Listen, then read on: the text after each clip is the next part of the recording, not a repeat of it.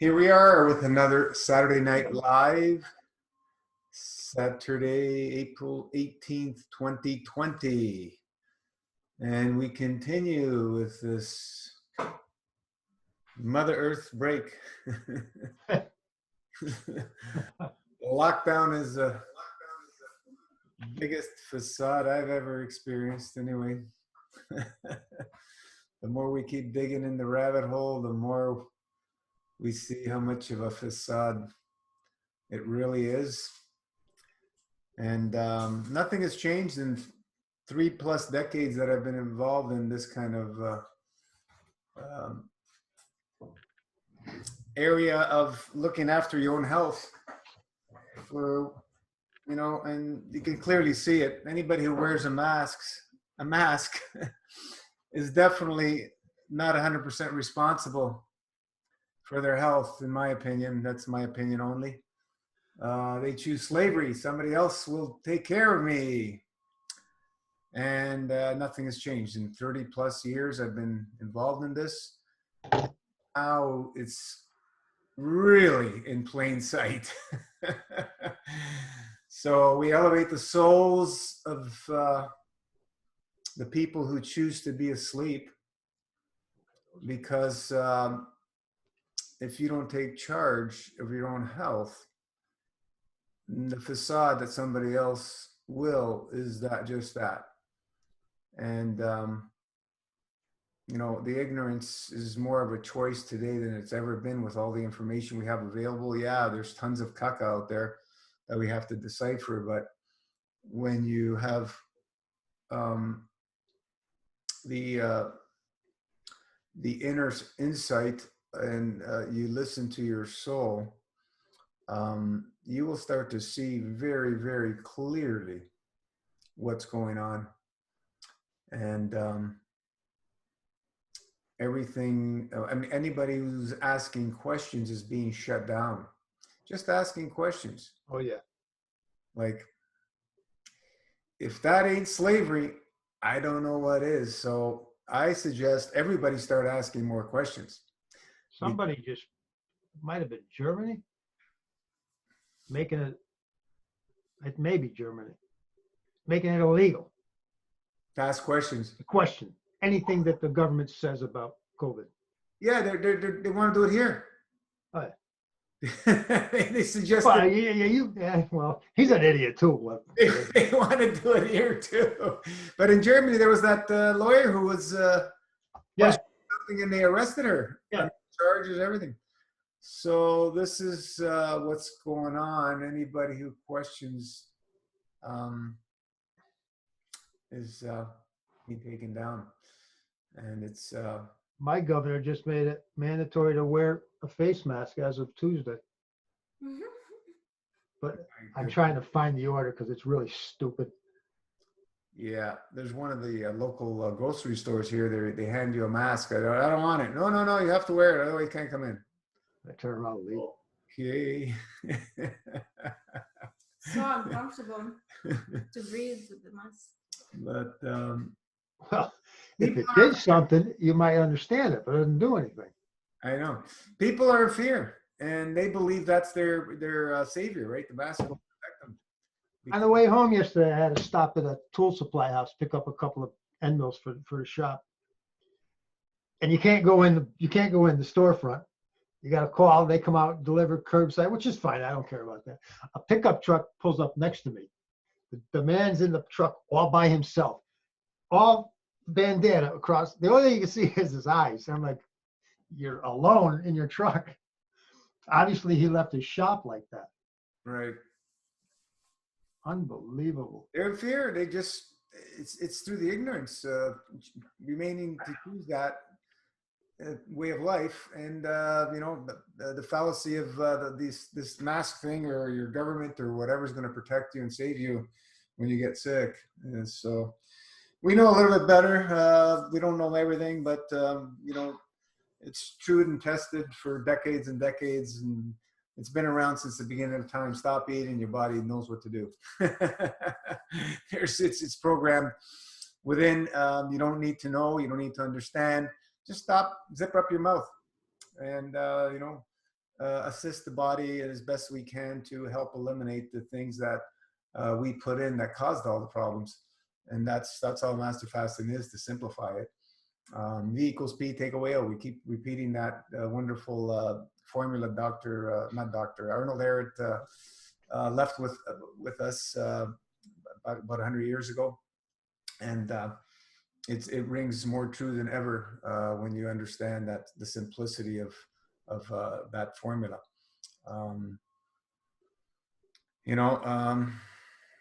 We're it's difficult for anybody to focus on anything else today because so many people are out of work and at home, and it's sad because only essential businesses are allowed to remain open, but everybody bringing home a paycheck to be able to feed themselves is essential in my eyes. There was a guy in Another 22 million down here applied for unemployment last week. wow. There was a guy. No, 6 million. Whatever. I think it was Calgary. I just watched it. He was out feeding homeless people, which his church does all the time for about 20 years. And they went in and arrested him. And you can see the cop growl over him, intimidating him. This is absolutely pathetic if people don't stand up for this stuff. So feeding the homeless, feeding people is not essential anymore. Wow. They've changed. If you look, I mean, globally, they've driven out all reasonable law enforcement personnel, and they've hired thugs. They have no problem doing what they're doing. Yep. They will sell their soul to them for anything. They will kill their mothers. These are the kinds of people that they're hiring, and they'll sell out on anything just to make that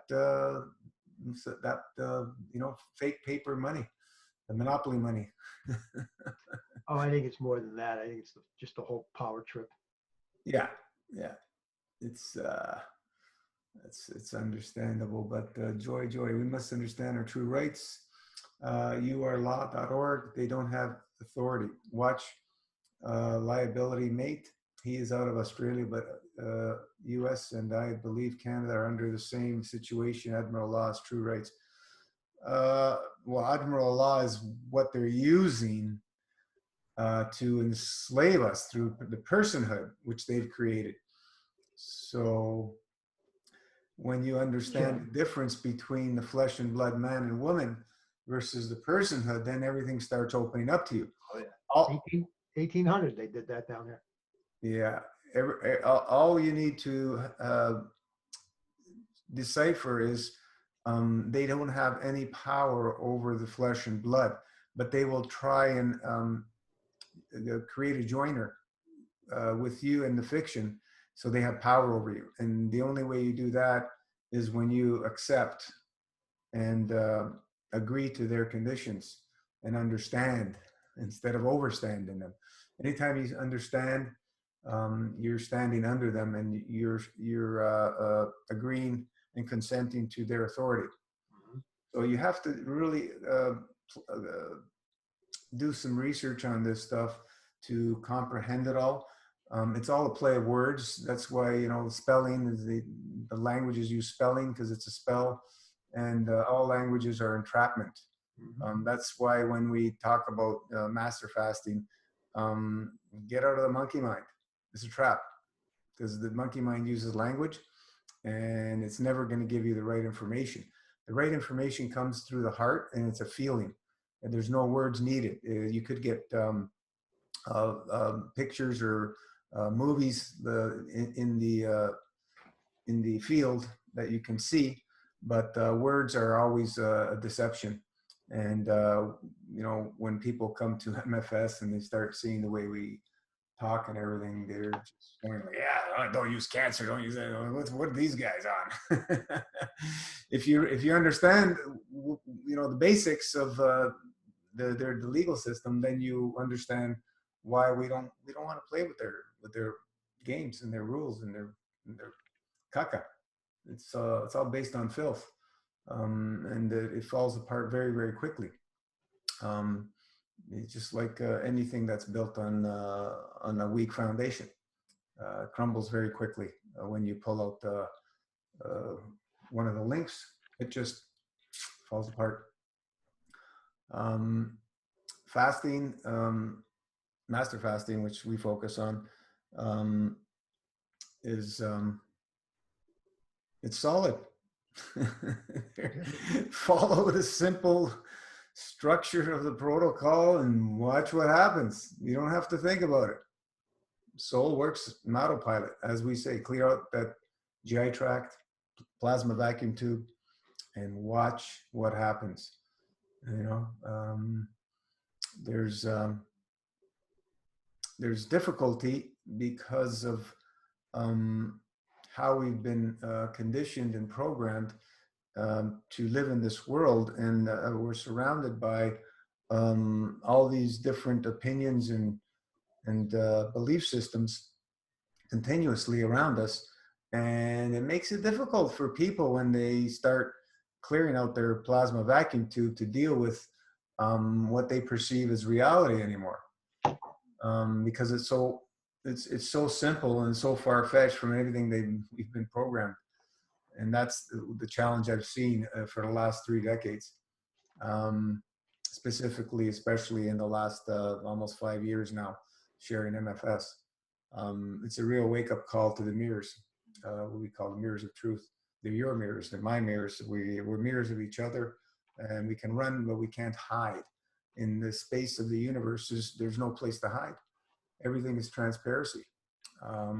And now we're seeing all the kakas coming to the surface in the Aquarian age, the golden age. Excuse me. We're seeing all the filth that's coming through from the Gates foundations and so on and so forth, and a lot of these governments and et cetera, et cetera, et cetera. We're going to see more and more and more be revealed. The truth cannot be hidden anymore.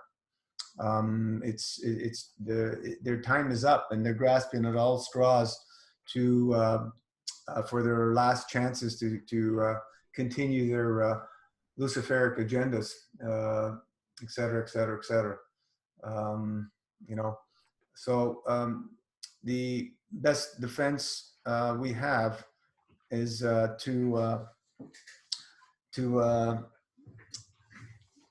send all these very imbalanced souls plaf, plaf, plaf, and more plaf. We must only focus on plaf, because everything else is going to be a distraction, and these distractions are what give them power. Give them power. When we distract from the plaf and focus on all their crappy agendas and so on, it gives them power.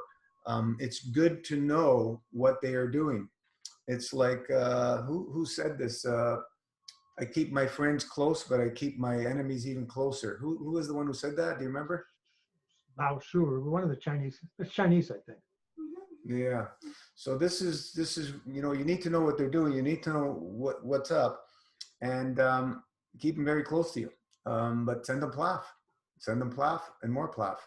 That energy eventually will penetrate their soul so deeply that their physicality has to change. This is the power of plaf. There's nothing more ultimate than the power of plaf. Plasma love always flowing. That energy is the energy of creation itself. And when you tap into that, you understand that we are here and everything else is here because of that energy. And there cannot be anything higher than that.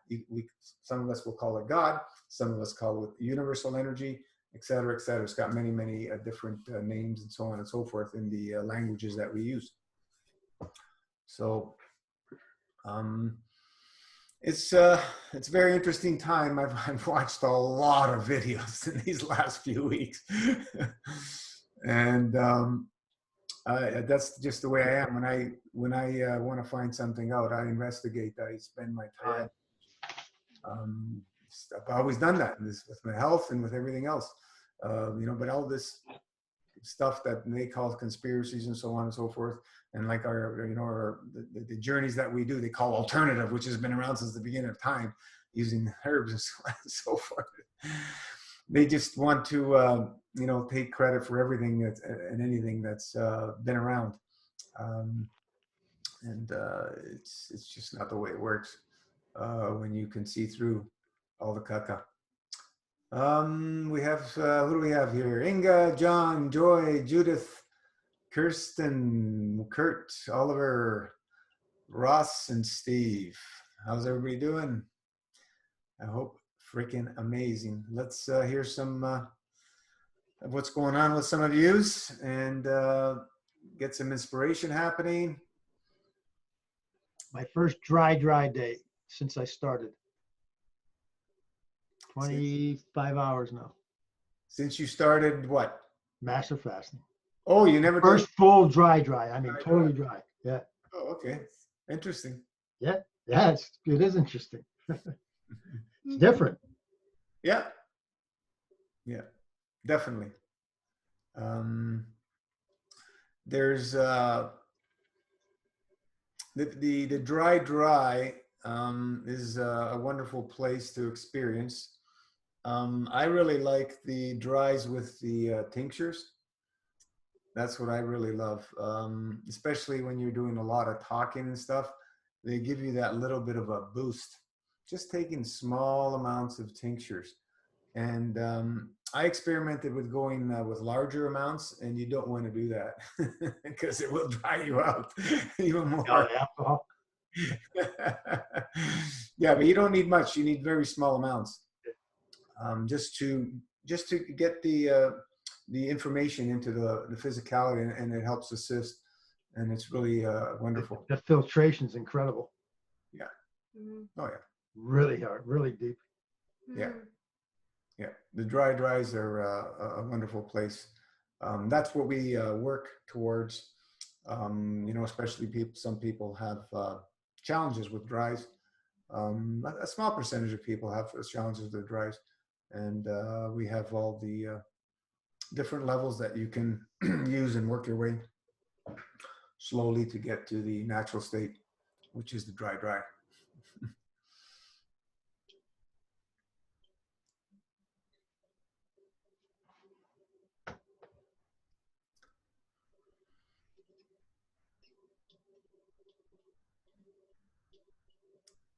You supposed to say something, John? There's you got to unmute first,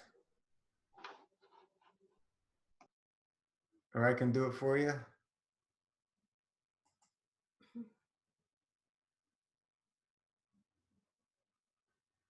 You see where that? Oh, let me do it for you. Okay, go ahead.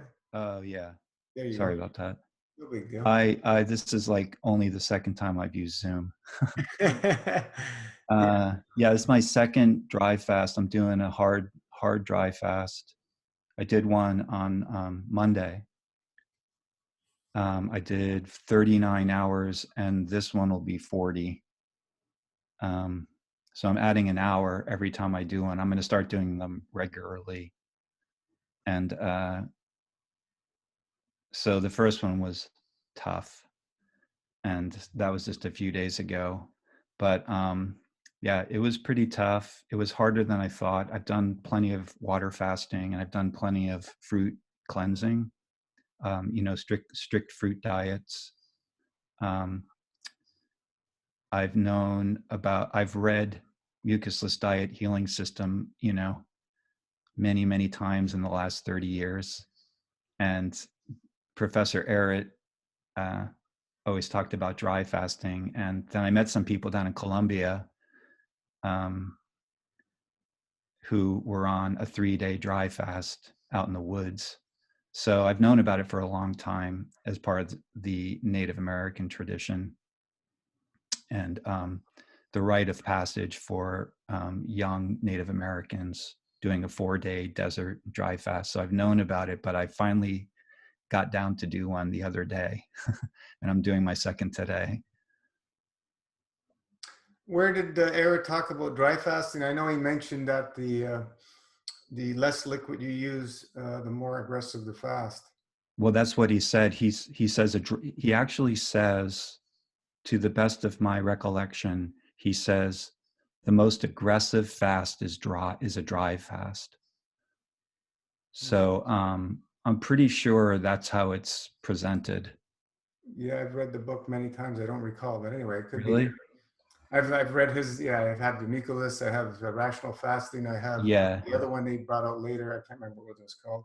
And I have the little booklets, the bowel one, and it's 3 or 4 different ones. Yeah, there are some like obscure ones, but no, I get things wrong. I could have gotten it wrong, but I'm pretty sure from memory it said That's most I aggressive sort of. understand that's what he's talking about, but Yeah. I didn't hear him outright say it about the dry fasting. Oh, really? Yeah, Yeah. I don't remember any that in his books. Well, at a later date, I'll try to see if I can verify that for you. Yeah, if you can, it would be interesting because I don't remember. I'm not, my memory's not perfect, but that I've read it quite a few times, and it would be nice if it's in there somewhere. Yeah. We can bring it. More generally, I mean, there's also the Russian tradition, and do you know Victoria Botenko from Portland, Oregon, from Ashland, Oregon? She went to Russia and did a 9-day dry fast, and apparently another woman there did a 14-day. And I believe they were strict, hard dry fasts. Do you know who I'm speaking of? Yeah. Okay. Yes, Yeah. So she was a big proponent of raw foods for a while, and then she did the green smoothie thing. yeah, Yeah. Greens for Life. Yeah. I read that. Yeah, I like her, and you know they're into foraging. They're into foraging weeds, and her son is like a forager, and they're all into fasting, etc. Right. But it's a pleasure to meet you. Actually, I'm kind of happy to be here right now. Well, yeah, we focus on master fasting. We've been through a lot of these things, pretty much that everybody else is promoting out there, and it's 30 years of it. I'm not saying we have all the answers, but we've not seen the transformations and the regeneration at these levels anywhere else, and it's found. That's why, we may sound a little bit anal, but it's just we don't want to bother with that stuff anymore. We've been there, we've done that, and let's move on and go to this new understanding, which we like to call the art of subtraction. That's what we focus on, is subtraction, because everything else we see out there is about addition. This is, you're missing this, that, and the other thing. Then now in the last, especially the last 4 or 5 years, the breatharian thing has been growing, and it's the prana thing now, right? And that's all wonderful, but nobody has the true understanding of what it takes to clear out the physicality, and that's where we shine. We're looking at things through the fields. Every single thing that we see, feel, and touch in this realm comes through the fields, not the other way around. So when you start looking at all matters created through fields, you start gaining a little different perspective of how the physicality works to some degree. Like, we don't have, like I said, the full understanding, but it's very clear that everything is created through fields, not like we've been told. We're going through focusing on, for example, chemistry and all that stuff. It's just going to spiral you out to more confusion. Chemistry has its basis for the matter state and working with these chemicals and so on and so forth, so you don't destroy yourself, kill yourself, whatever. But as far as understanding and allowing the body to heal itself, you don't need to know any of that stuff. It's not going to help you at all. When I started going down those paths, I just got more in trouble and more confused. And wasn't fun. Wasn't fun. But yeah, so wonderful to have you here, John. Yeah, thanks. Have you read the protocol on Masterfast? Yeah, a lot of it. Yeah, I've been familiar with this for probably about 2 years, and I started doing, I do a lot of fruit cleansing where I do 36 hours on all fruit, and sometimes longer. I've done 10 days, but your plasma, I was telling my friend, who's also on the dry fast today, my buddy, another Oliver actually. So I'm shouting out to Oliver here. I was telling him that I think I've done about 100 of your plasma drinks, and over the past like year or two, and in conjunction with like all fruit days. So I've been familiar with it, and I like it. I mean, it's really delicious, and I like it. I like the consistency, and I like to drink it when it's really cold. Plasma pudding? What? Yeah. Yeah, I use the whole plasma pudding. So, and then my friend Oliver brought me over some of the plasma mix yesterday to get ready. And then yesterday he did all MFS, and then I did all fruit. And then in the evening, I did 2 plasmas in the evening to go into this. So I'm just starting with baby steps. I'm doing 40 hours this time, dry, and then I'll break it on a plasma and eat fruit in the afternoon probably. I have lots of these Tangelos that are pretty amazing. Yeah, I've seen a lot of people get themselves in trouble with dry fasting, especially people that are just living with whatever, make sad type of diets or whatever diets, heavy obstructive diets. Dry fasting is amazing and wonderful, and it's not fully understood from what I understand. It's the key factor to allow uh, the magic to happen with dry fast is clear with that plasma vacuum to the GI tract. And when you're going into these dry fasts and your GI tract is full, all the focus is going to be on that what we call caca in there. And instead of allowing the what we like to say is allow the soul to work in autopilot. So this is why we have the structure the way we have it. We have the squeeze, the wash, squeeze, the wash, squeeze, the wash. This is the basis of MFS, and we continue to do that over and over and over. It's the lifestyle. That is the lifestyle. There's nothing complicated about it. It's very simple, structured for a reason. And the only thing we can do is assist the body. We can't do anything for the body. We can only assist what it's doing. That's all we can do. So it's magical, very magical when we embrace the simplicity of not having to think about anything and just surrendering to the intelligence of creation. That's really what we're doing. We're surrendering. And people have shared their experiences. Well, I wanted to ask you, I don't know if you want to be specific about physiology, but this one word that keeps coming up is autophagy. Mm.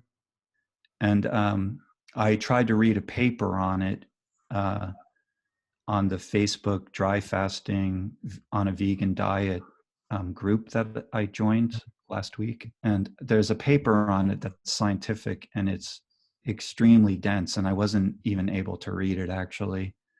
And I was wondering if you had or if you're interested in giving like a layman's explanation of what autophagy is, Yeah, because people have asked that question many times, and just recently somebody's posted about it. My analogy is it's a theory, man-made theory, and these scientific papers, when they're not, when they're written, when a layman can understand them, it's done purposely, just like legalese and just like medical language. They are completely Mhm. different languages, even though they use the same words and similar words. It's so they can show that they have power over us. Spelling, that's, you know, they spell, cast a spell on us. I don't pay any attention to the nonsense that the body consumes itself. I don't believe in that 1 second. The intelligence of creation is what made this body, and the intelligence of creation can allow this body to heal. There's no separation from that. The only thing that will stop us is our intellect, and that's what gets us in trouble. There's no way the body consumes itself. Absolutely not way. No way. My vision, my understanding of what happens during a fast is it goes into that elimination mode, which Eric made very clear, and it takes anywhere from 24 to 48 hours for most people, depending how obstructive you are. The more obstructive, the longer it takes to get into the elimination mode. And the elimination mode means is the body is finally able to start releasing obstructions.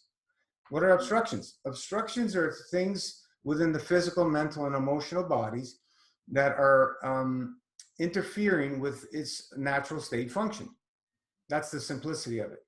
So when the body can purge these things, the functions of whatever it is, organs, glands, mental, emotional, they start restoring themselves to proper function the way they were originally designed, back to blueprint, I like to say. And that's how you start seeing things correcting themselves. Trying to understand that, okay, the body starts to consume itself because we're starving and this and that, and the stronger cells survive and all that. This is all mumbo jumbo intellect to me. It's just going to make you get more and more confused. Just keep it simple. Body goes into a fasting state, starts the elimination process, obstructions start to be moved out, and we assist. That's all we do. We only assist the elimination modes, meaning we assist the body moving out obstructions. When we use herbs, we use enemas, we're washing, we use breath work, we use dry skin brushing, all the tools that we have in master fasting. You know, this is what we do. It's to try and come up with the exact idea of how the body's functioning, and say that all these things scientifically. Let's look at science. Let's look at science the last 100 years. How many times they said something and then they backtrack and change it over and over and over, the same things. So you can believe in the science or you can believe in creation, is what I say. And you know, when you're trusting in your body, your physicality, you're trusting in your soul and you're trusting in creation, and that's the simplicity of it. Autophagy, man-made theory, is my opinion. Well, my what I read from it was actually fairly positive. Just that it doesn't consume the entire cell. It only consumes what's in the cell that's foreign to the cell, toxins and scar tissue and that sort of thing. Mm-hmm. So it was anyway, what I understood from it seemed pretty positive, and I think they were making a distinction from starvation and from being on the fast. Well, how does they consume it? Like, see, this is where when you're looking at physicality, they've come up with that theory by looking within microscopes. You can't see fields in the microscopes, so how can you come up with the way creation is working? Yeah, I mean, there are different ways to learn physiology. Like, one thing is observing it, you know, with your own eyes. Other things, there are other ways to studying. The closest thing I've seen is what they call transmutation. Mm-hmm. They're saying consumes, whereas if you use the word transmutation, it transmutes it to a different form. And they're interpreting it as consuming. The body does not consume, from my understanding. It only interacts with fields. And in the interaction, changes happen in the matter state that you can see with your microscopes. That's my understanding. I could be wrong. They could be right. Yeah, I mean, it doesn't matter. Really. It doesn't matter because we don't need to know any of that stuff. We're not into the science of it. We don't need to know it. We really are not into the science of it. I mean, we're not fans of explaining how things work because we don't believe it's a good enough explanation. You know, we don't believe it's thorough. We don't believe the mind can comprehend what happens in reality. So we don't even talk science. You know, we're not fans of science. What is reality? We put it aside. One thing we do, okay, and that's like we like to approach this not from a scientific background, but more from like a spiritual background. What we believe is that the body takes care of itself. Just leave it alone. Have faith. You know, have faith. Now, some people say, "Oh, you know, but beliefs are not good." It doesn't matter. Faith. Okay, forget about the belief. Faith. Have the faith and trust in the process. Leave the body alone. The body heals itself. We have seen it over and over and over again. How do we prove that? We feel amazing. We feel way better when we are going, you know, when we are subtracting. Less is more, basically. The less we put in the body, the better we feel. The less we put, the better we feel. And so, you know, we develop the trust and the faith with experience. And that's all really how, like, that's what we use to measure and explain what happens. You know, just leave the body alone, have faith, trust the process, and we feel better, you know, simple. Many of us are looking for science to verify creation. I don't need that science anymore. I went down the science path. It's like, yeah. I'll look to the alternative sciences, the plasma science and the quantum sciences and stuff like that, because they're always evolving and expanding. They're not stagnant in a dollar sign agendas.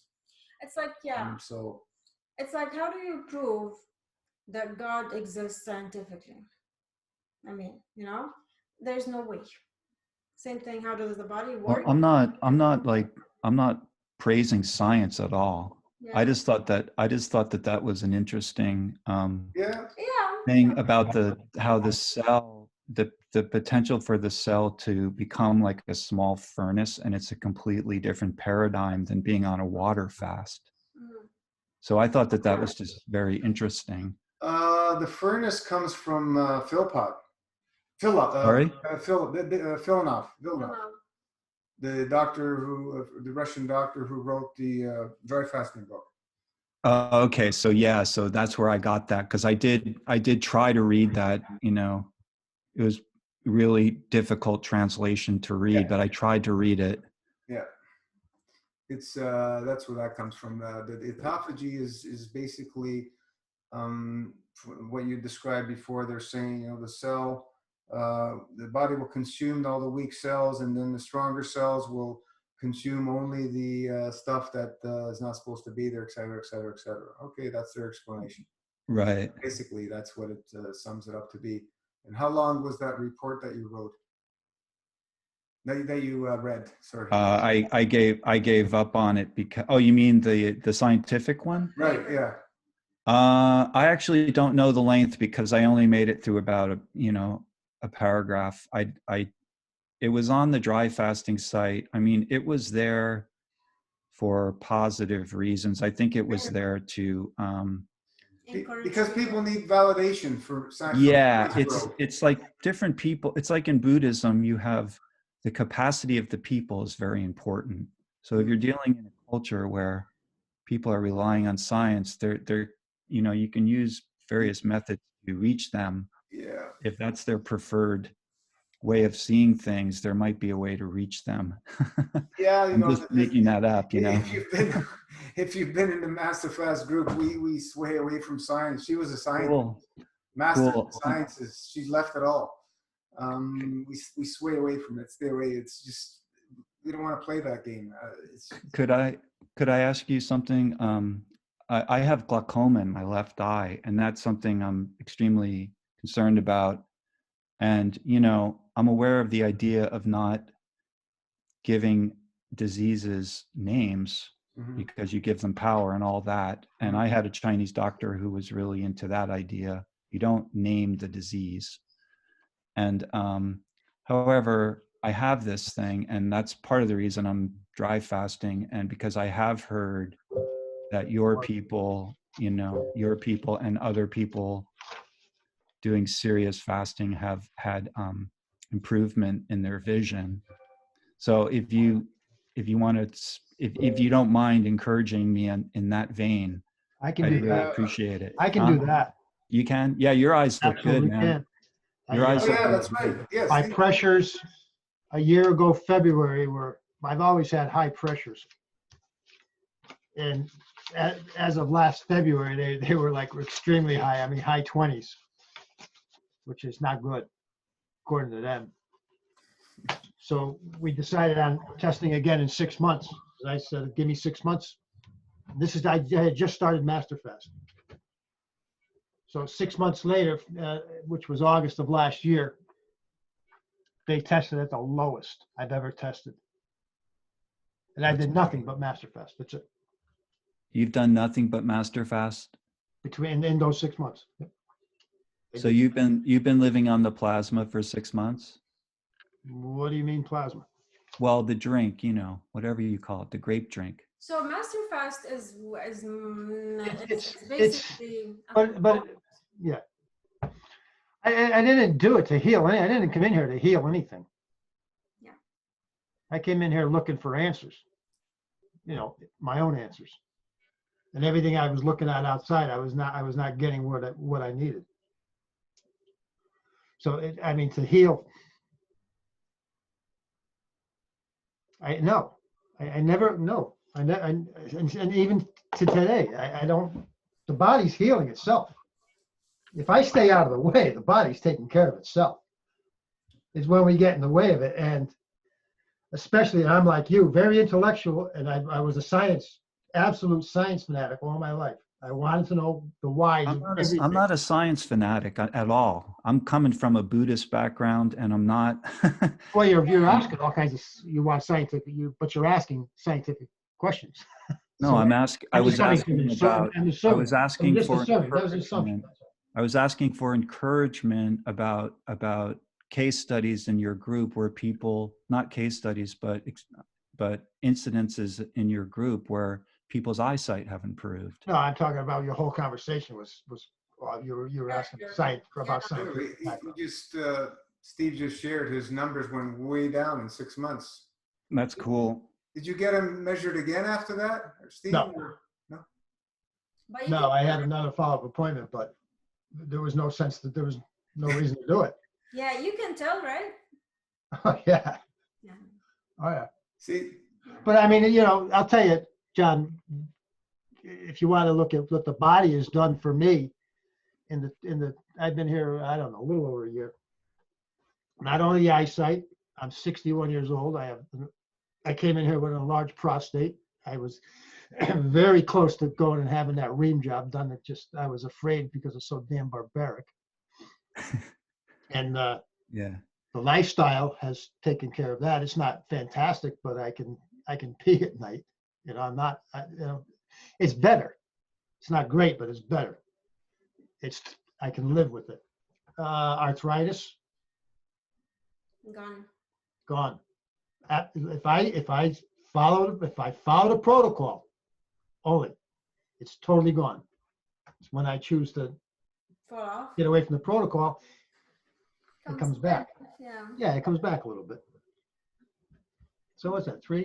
there was one other thing. I don't remember what it was. It's hard to But remember. again, I didn't come in here looking, that's not what I came in here for. These are I all didn't come in for a specific reason to have a specific outcome.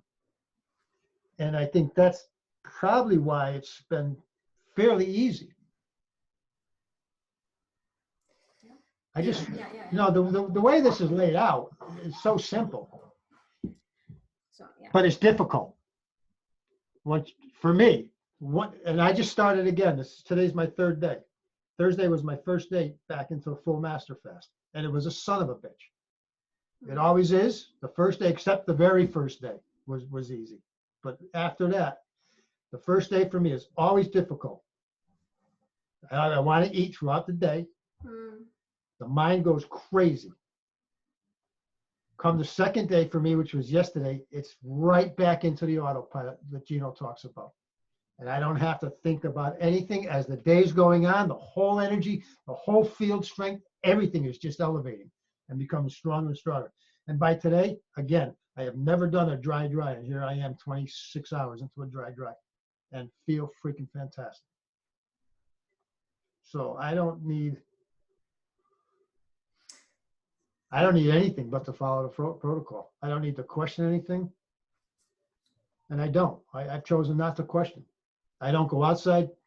And for me, I know a lot of people go outside the group in other groups. I don't need to. I've searched out there prior to coming in, prior to being drawn into Master Fast. So I've already done all that research. I don't need to do it because this is what I found. And again, as long as I and me and my mind stay out of the way, it's a breeze. I mean, this is simple. You know, John, the whole thing about MFS, we don't have any answers for anybody.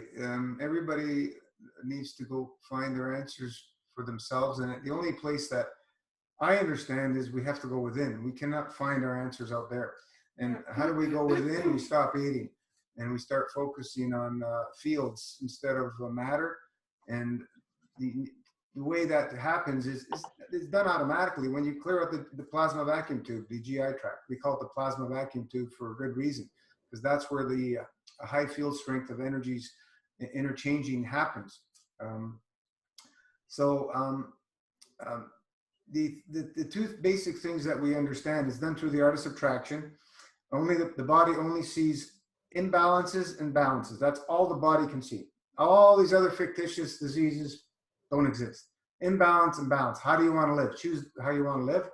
And the statement that only the body can feed, hydrate, build, purge, balance, and heal itself through the soul from source. If you understand that sentence, it has a lot of power in that sentence. And you have to comprehend that in your own way, because that's the new understanding of what we're talking about. And when you come to that surrendering into that, and you just need to live it and love it and enjoy the process. It's a journey. It's not an event. It's not a juice fast. It's not about the freaking juice. It's not about the herbs. It's a whole lifestyle that we use integral parts of these matter things for their fields to assist us in a eliminating. That's all we do. And the reason we use them because humanity today is filled with more caca than it's probably ever been in the history of humanity. And there's things that we put through our physicality and everything else that are so obstructive, and the body has no clue what these things are, and it just stores them and stores them and stores them. And then they start printing out all the diseases that we have because of these obstructions in our physicality. So we've been able to crack the code, so to say, on how to masterfully remove obstructions, assist in removing obstructions, because we don't do anything. The body does it automatically. We can only assist. So we keep it very, very, very simple. When people start putting too much thought and effort into it, I never see them succeeding. they always get sidetracked and go to a gazillion other groups and 5 billion different opinions and theories and so on and so forth. When the people that succeed, they understand that it's let it all go, surrender, trust, just do the basic things, and it happens every single time. It doesn't happen if the person doesn't do it. That's the Another difference. thing is very important is that master fast is a lifestyle. It's a lifestyle, and it has. You will see the first line in the protocol is choose your lifestyle level. Right? There are 7 different levels depending how many days a week you want to master fast and how many days a week you want to eat. And when we eat, we do our best to eat clean and minimal as well. Level 1 would be 1 day a week. Level 2 would be 2 days a week. You choose your level. You know your where you are at today, and we ask people to choose their level and love it for at least 6 months. 6 months is a good start. Okay, let's say you want to do level 2, which is 2 days a week of master fast, and the master fast part of the protocol is dry fasting. Right? There is every day we do 12 hours, including the sleep. Every week we do 24 hours continuous, and every month we go up to 3 days continuous. So we're doing a weekly dry. So if you do level 2, we do 1 day liquid, 1 day dry master fast with the whole protocol. When you do the liquid, you do everything. You do the plasma pudding, you do the juice, and everything is there for a reason. You do also the herbs, the tea and the tinctures, right? The herbs, and we do wash the colon. That's another thing. We wash the colon. The dry fasting, there's a way to get into the dry, a way to come out. It's all in the protocol, and you want to read and study the protocol before you do it. What else? There's I don't know if anybody remembers, was it from Australia? She had a problem with one of her eyes for years. She solved it. She through the 108, and it was I can't remember what was it, Kelly something, or if anybody can remember. Australia? I think she's in Australia, I believe. Yeah, But there's so many people that improved their eyesight through wearing their glasses and so on and so forth. I'm one of them. I destroyed my eyesight through high fats and sun gazing. I had perfect vision, and one day I was sun gazing. This was when I was on the high-fat, raw vegan lifestyle, and all of a sudden I lost my eyesight. My nearsightedness was gone. Couldn't read anymore. Yeah, just like that. Due to the fat. I didn't blame the sun gazing. I blamed the high-fat diet. To my understanding, how it all happened. I could barely read anything. Like still, my nearsight is not completely recovered, but at least now I can read some stuff with bigger letters and so on. Before I couldn't read anything close up. So I got more. I'm finding I'm using them less and less. Yeah. As I go. You just got to keep working at it and keep working at it. Keep working at it. The more damage you do living an obstructive lifestyle, the little longer it's going to take to correct and resolve. Especially as we move upper in the age, we notice it takes a little bit longer than somebody who's younger, for example, But everything can correct itself, John. Everything. There's nothing that we've seen that cannot correct itself. Like nerves regenerating, bones straightening out, the tumors dissolving, eyes correcting themselves. It goes on and on and on and on, like just miraculous things. Well, the dental thing is interesting. That people's teeth improve. I mean, that's really radical. That like your tooth can suddenly get better. Yeah, well, you know what I mean? Yeah, I mean, that's. But I wanted to ask you, Gino, do you still advocate the 108 day? Because I was under the impression that you went back from that, or. Yeah, we don't advocate for people to start off master fast in 108 days. No, once you've been living this lifestyle for at least 6 months, 6 months to a year, and you're comfortable with fasting, breaking, you're very comfortable. You emotionally understand this is a lifestyle. You have the mentality that okay, I want to go for a long digestive vacation. And when I come out of it, I'm going to up my level in the MFS level. Like if, let's say you're on level 2, 3, when you want to do a long one, and you're going to go to maybe level 3, 4 when you come out of it, because you cannot return to your old lifestyle when you come off of these long MFSs. They're so profoundly earth-shattering, they change your whole being from all levels.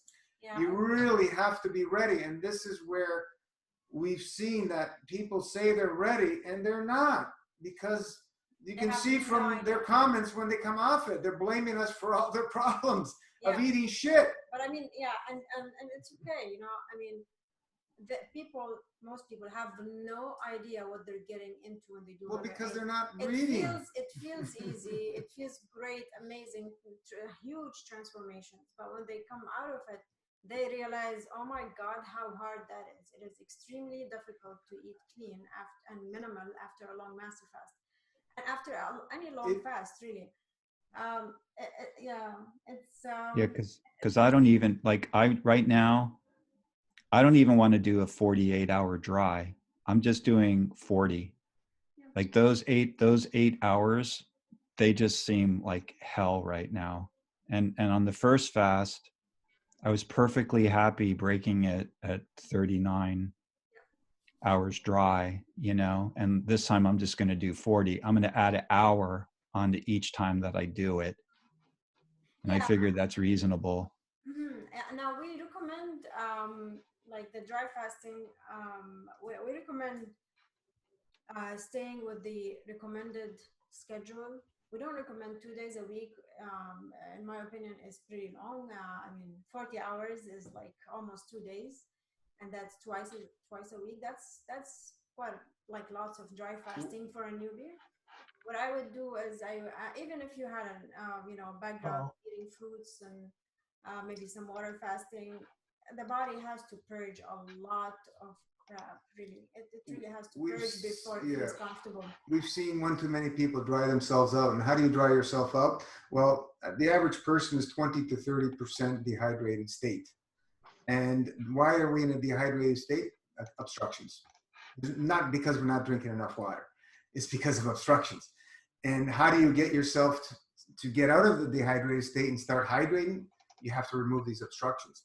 And these things are not going to be removed through just dry fasting, because you're going to get yourself in trouble, like we've seen. And this is why we have the protocol to systematically move out the obstructions, purge them out. And then we see the magic start happening, and people start regaining height and growing. Two women grew over 2 inches. That does not happen because we're starving. It happens because the field strength starts going back into its full potential, and the body starts hydrating itself. This is basic understanding that we have. One thing I want to add is that another reason we don't recommend, I mean, it is the reason really people don't do well after a long fast, is because you're not going to like the food again the way you and you will do everything you can to try to enjoy the food the way you did before. It doesn't work. You'll find that whatever you eat doesn't satisfy you.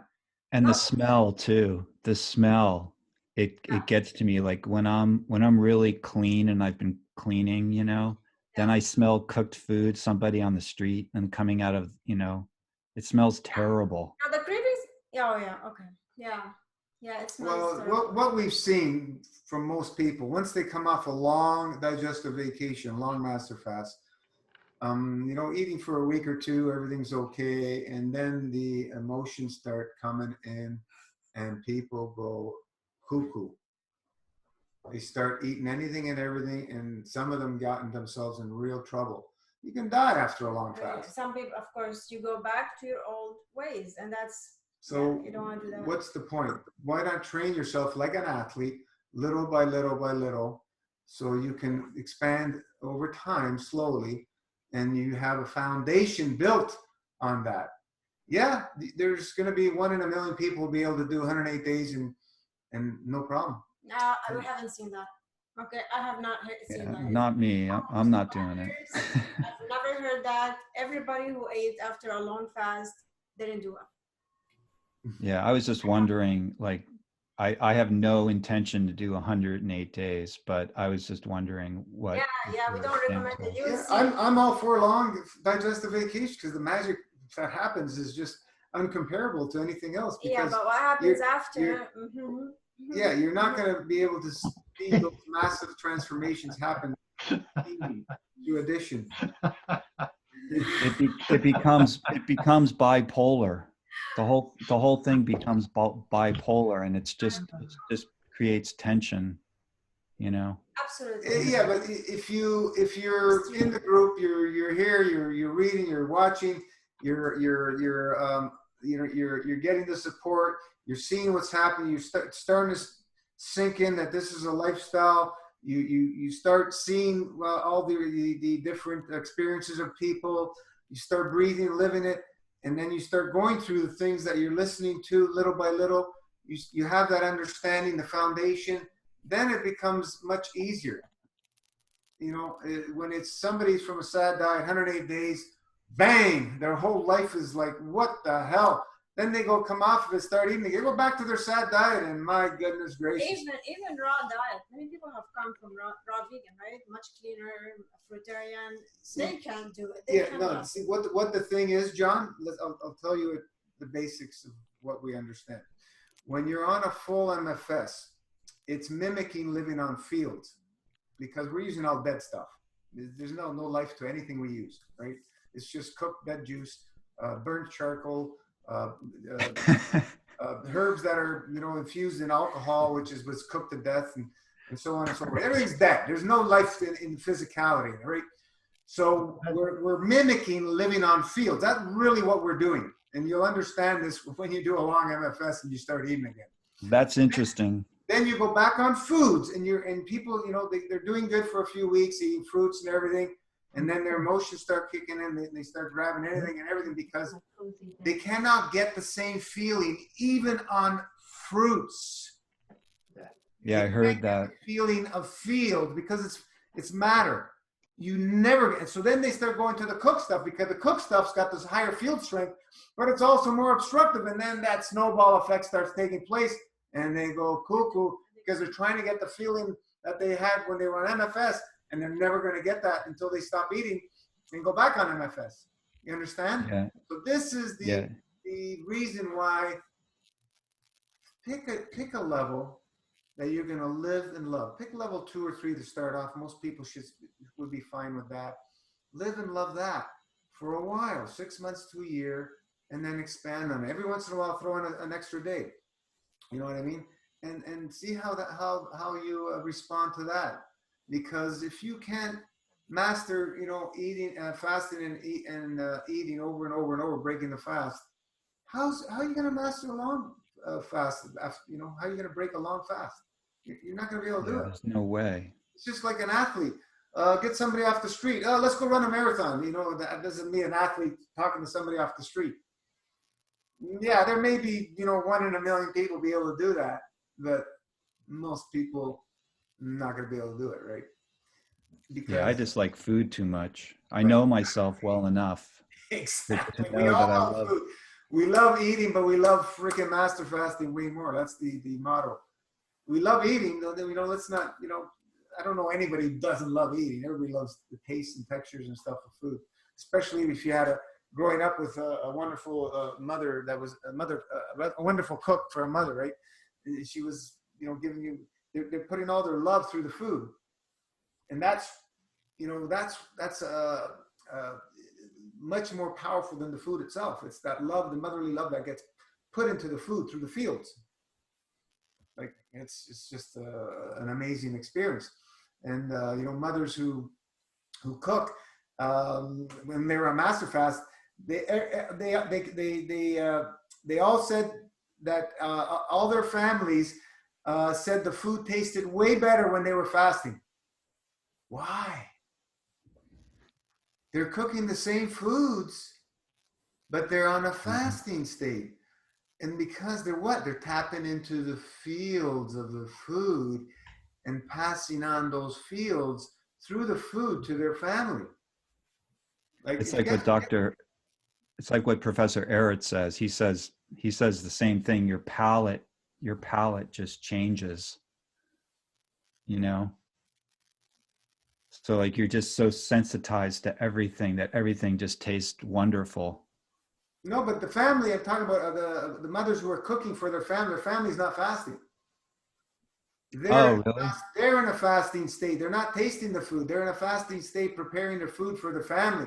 The family's saying that the food tasted way better when they were making the food while they were fasting. Wow, that's interesting. Yeah, not one woman, but many have shared that. Many. So Yeah, I've had that experience. I cook for my mom and grandma, and I even know it turns out because it's you're tapping. I cook so many things that I never eat, and they can't believe how it turns out. But it's because I'm tapping into the intuitiveness, and it's almost like it comes out better because I'm tapping into what the food wants to taste like, not what I think it should. It sounds weird, but and it's in cooking actually for me satisfies my emotion. You know, helping out and doing that. So Yeah, awesome. There you go. Yeah, that's interesting. So this is what we focus on, John. Focus on the fields. I can only suggest to let go of all the mumbo jumbo and trying to find the sciences and everything. You're just gonna get yourself into that confused, lost state of diseases and all the other stuff. Well, I had to figure out what you guys talk about because you're here for 2 or 3 hours. So like you have to talk about something. So I was just trying to get it rolling. Yeah. You need somebody to kickstart it. We have we have fun here. I suggest looking into the levels a little more though, and learning about those. John. Yeah. So you're saying, well, yeah, like what I on when I did the first dry fast on Monday, and I came in and out of it on fruit, and I just thought, okay, I'm going to do another one really soon. So I waited 3 or 4 days. Then I started another one yesterday with the plasma, and I just think that I can do it pretty civilly for 1 to 2 days a week. I think I feel pretty comfortable, and like I feel pretty good today. So do you do like the enemas and the tinctures and the grape juice and all of it, or? No, I'm not doing enemas, but I'm doing the plasma drink, the grape juice drink, and I'm doing like I'm eating fruit. Huh? Yeah, like I initially I drank I was crazy and drank like, well, I went that road too, but there's a lot more to it than just the juice and the pudding, right? Yeah. Well, I know you guys have you have a lot of herbal stuff, and I'm familiar with Dr. Morse in Florida, and he has his own herbal protocol. So I know, yeah, I mean that's the next level is to get into the herbs. And I cook ashwagandha and astragalus and stuff like that, and ginseng. So I do my own herbal. I also do turmeric. What do you guys think of turmeric? All herbs are wonderful. We use formulas for we use herbs for different reasons. We don't use them for treatment-based thinking. We use herbs to assist us in removing obstructions. Mm-hmm. And the spirit of the herbs in alcohol, they focus on first and foremost emotional. That's where we focus on the most, because that's the fields create the matter, not the other way around. And we have a whole protocol. It doesn't sound like you've read the Master Fast System protocol. Not thoroughly, no. I get a lot from my friend, and I get it here and there, but no, I just came to hang out. I'm not like, I've been into plant medicine, and I do some strong plant medicine and stuff like that. Amazon stuff.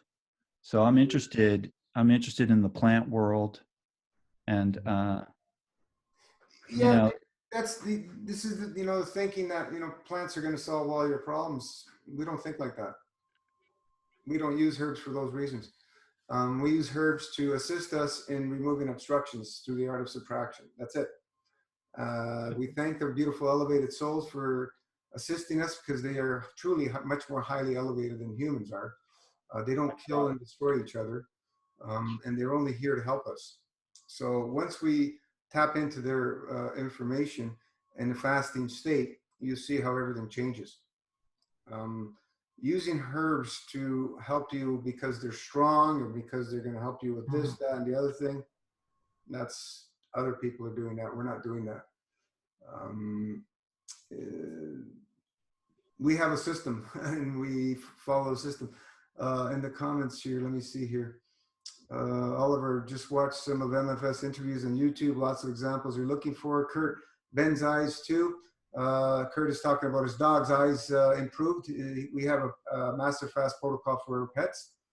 And Kurt has his dog, Ben, on the protocol for a while now. His eyes improved. Oliver's saying what Oliver, 40 days is also a good choice after living and loving lifestyle for a good while. Oh yeah, throw in a 40-day once, twice a year. Beautiful. If you're living and loving. Excellent. Dance, dance, dance. John is another planet. No, planet. Fasting. No offense. John is on another planet. Whatever. John, all the herbs are great, but I would take Gino's advice. Cannot move bowels on my own due to my past obstructiveness, so I must do enemas. But on Master Fast, even if you move the bowels on your own, it will never benefit you because the body can release much deeper, and you will do better with detoxification. Yeah, we understand that we assist, and we truly are in a position now in this time and space in life that the body needs assistance more than ever in helping it remove obstructions because of the so many isolates and chemical concoctions and things that are in the physical body that the body can't recognize. And that's the problem, and that's the challenge where most people don't understand. You need to deal with that when you go through a fasting state. And is why we see so many people get in trouble because they're just doing whatever they're doing. They're either dry fast. I'm going to do a 10-day dry fast. And then what? And then what? Yeah, that's right. What are you going to do after the 10-day dry fast?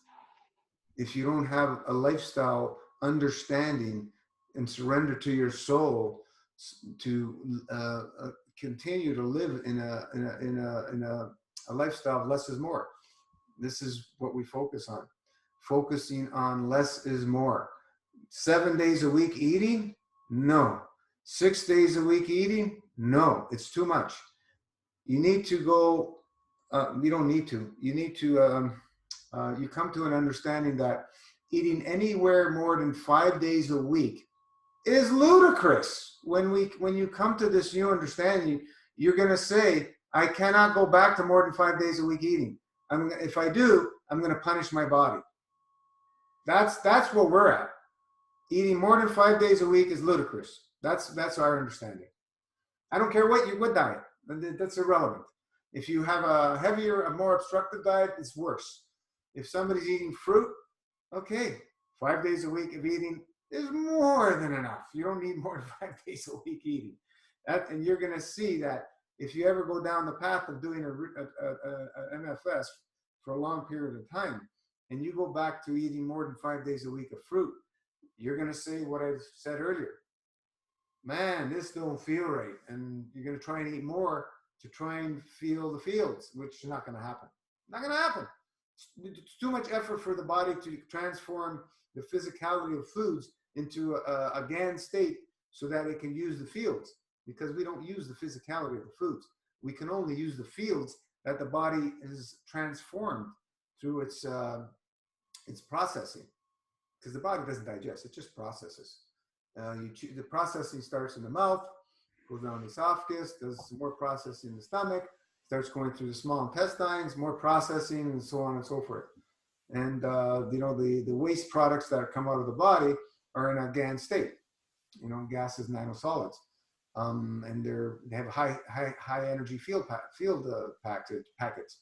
And that's why the body's getting rid of them, because it can't use them anymore. It needs to get rid of them. It's done with those things. And some people recirculate these things or whatever because they think these things are good for you and all that and whatever. I think I have a whole different understanding now, and I wouldn't do that myself. But you know, Professor Arrett, you know, like I've been reading that book for years and years and years, and like he kind of, in so many words and in his wonderful language, I really like the way he writes or the way it's translated or whatever, but he seems to be pointing at the same thing. He's talking about energy bodies and, you know, electrical currents and things like that. And I'm just all I'm saying is I really enjoy the Professor Arrett books, and like I've been familiar with it for so long. It's like a dream. Yeah. And he has he has the section on sexuality, and I find that very interesting. And, you know, the hair turning gray and like sexual stuff. And like, I just that's where I'm coming from. You don't have to like, hey, what's up? That's where I started my path. That book. I was handed the book. Yeah. Meatless Diet in 1990. Yeah, my friend gave me that book, and like, and I never, you know, I've always been applying part of that philosophy to my life, you know. I'm not very good at it, but I love that book, you know. Yep, it's one of the few books that I would recommend people to read, so they can help open their mind, that, you know, on what we're doing and how everything started and so on and so forth. But we know a little bit more than Ronald Harrod now. We know a little bit more, a little bit. We've come to a new understanding. He touched on a few things. He would have evolved. Yeah. He would have evolved. Oh yeah, for sure. Had he lived, absolutely. Hey, I just wanted to say too that somebody mentioned Steve's eyes, and like I agree. As soon as I saw his eyes, I thought that his eyes looked really good. So congratulations on all that. Thank you. Yeah, it's you know, let go of the stamps people gave you, the diagnosis and all that, and focus on living a balanced lifestyle. And we know nothing better out there than living and loving the lifestyle of MFS. We don't know anything out there. I've been around a long time in many different groups and sciences and so on and so forth. A lot of it I actually just kind of erased because I don't want anything to do with it, because it led me to the wrong paths. It didn't bring balances, and I you know, it was good for the experience. It taught me certain things to get where we are now, and we continuously evolve. MFS continuously evolves as well. We don't have all the answers, but we're learning, and we've learned so much from all the people who shared their journeys of master fasting, and it's awesome and it's amazing. Kurt, you want to say something? Yeah, just one thing I've been noticing is I was asking you last week if like the dry fasting was too much for level 2, because I noticed that a lot of the challenges come when I break it. And I'm thinking it's correlated to what I'm eating pretty close after the dry. And it's so true how you eliminate after you break it, right? Yeah. And I'm noticing the veggies, I think, are probably plugging me up, and that's where I'm not feeling the greatest. But back when I was doing more of the fruit, it was easier to do or I'd feel better after the dry. So I think it's important to kind of implement those couple days of, you know, just fruit maybe after I do my weekly or monthly dry. Yeah, the weekly is not, you know, it's a little squeeze, but the monthly, you know, 3-day squeeze, yeah, I would advise that stick to the lighter, you know, after as much as you can, as many days. You know, 3 days it sounds like it's a lot for people, but when you're doing this for, you know, 6 months, a year, you're going to see that 3 days is you know, it's a good experience. It's not really far-fetched or really aggressive. 3 days, let's put it that way. 3 days, under 5 days, you know, 5 days I consider kind of a short dry fast. This is for people who are living and loving it. For somebody who's new, it seems like, whoa, 3 to 5 days is a lot. Yeah, my first 3-day dry fast was, holy mac, that was my first dry fast, was 3 days. I just jumped in. What is this all about? Let me see. And it was a nice experience, but don't let the mind wander and say it's too much. We need the monthly squeeze. The reason we have the daily, the weekly, the monthly squeeze and the season changes for a reason. We continuously want the squeeze, Kurt. So then we can wash, squeeze, wash, squeeze, wash. Just think back always to that. Squeeze, wash, right? Every day we do a little squeeze. Every week we do a bigger squeeze. Every month we do a bigger squeeze. And then every season change, we go as much as we possibly can and really wring out. But we have to be prudent coming out of these, right? The longer we go, we have to be a little bit more prudent to allow the body to wash out the obstructions that the dry fast has loosened up. That's the understanding that we need to come to. It's nothing to do with anything else. If you read Arnold Ehret's book, it's in there. The key to breaking a fast is not nourishment. It's washing out the obstructions that we've loosened up because of the fasting. And I've seen most people miss the boat on that, because they're saying, oh, you need to get protein, you need to get this, you need to minerals and vitamins. Okay, because they're looking at starvation mode, which there's no such thing. The way you starve to death is you eat obstructive foods over and over and over again. That's how you starve. And in a case, well, what about the kids in Africa with these big bellies?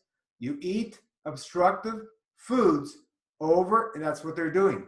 They're sending them rice and flour, and they're starving, they're fasting, and that's what they're eating, and they're plugging themselves up. And that's what that is. That's true starvation. Yes, they're starving to death. And also the belief system, right? Yeah, well, the belief, but I mean, they're actually physically, mentally, emotionally starving to death in those situations. Right. Because the fields can't work. They're plugged up with cement, rice, and frickin', you know, whatever else they're eating. It's all glue. And the physicalities can't operate. So it's going to cease to exist. It's going to starve. Because there's not even field interactions. When you cement the GI tract, there's field interactions. The only reason you see the average person surviving out there, is because they're continuously stimulating themselves every day, 2-3 times a day. They're stimulating themselves and they're surviving. Some of them live 60, 70, 80, 90 years through stimulation. It's nothing to do with what we've been taught about. They're getting their calories, their minerals, their vitamins, their amino acids. That's all bullcrap to me now, from my understanding. It's all bullcrap. Yeah, because it's more like the body adapted to this kind of lifestyle. Stimulating lifestyle. Standard American diet. Whereas somebody in Africa, it's more like there is fasting, and then there is heavy food, and then fasting, and their fasting also feels, and vaccinations. Yeah, and also they feel that they are dying, but they really are not dying. We know that fasting does not kill. But it's the belief system. They think because they're poor, they have no food, so they think they're dying. Yeah, but see, what can kill when people try to fast without prudence is what? The body drowns in its own filth. How many people understand that? Yeah.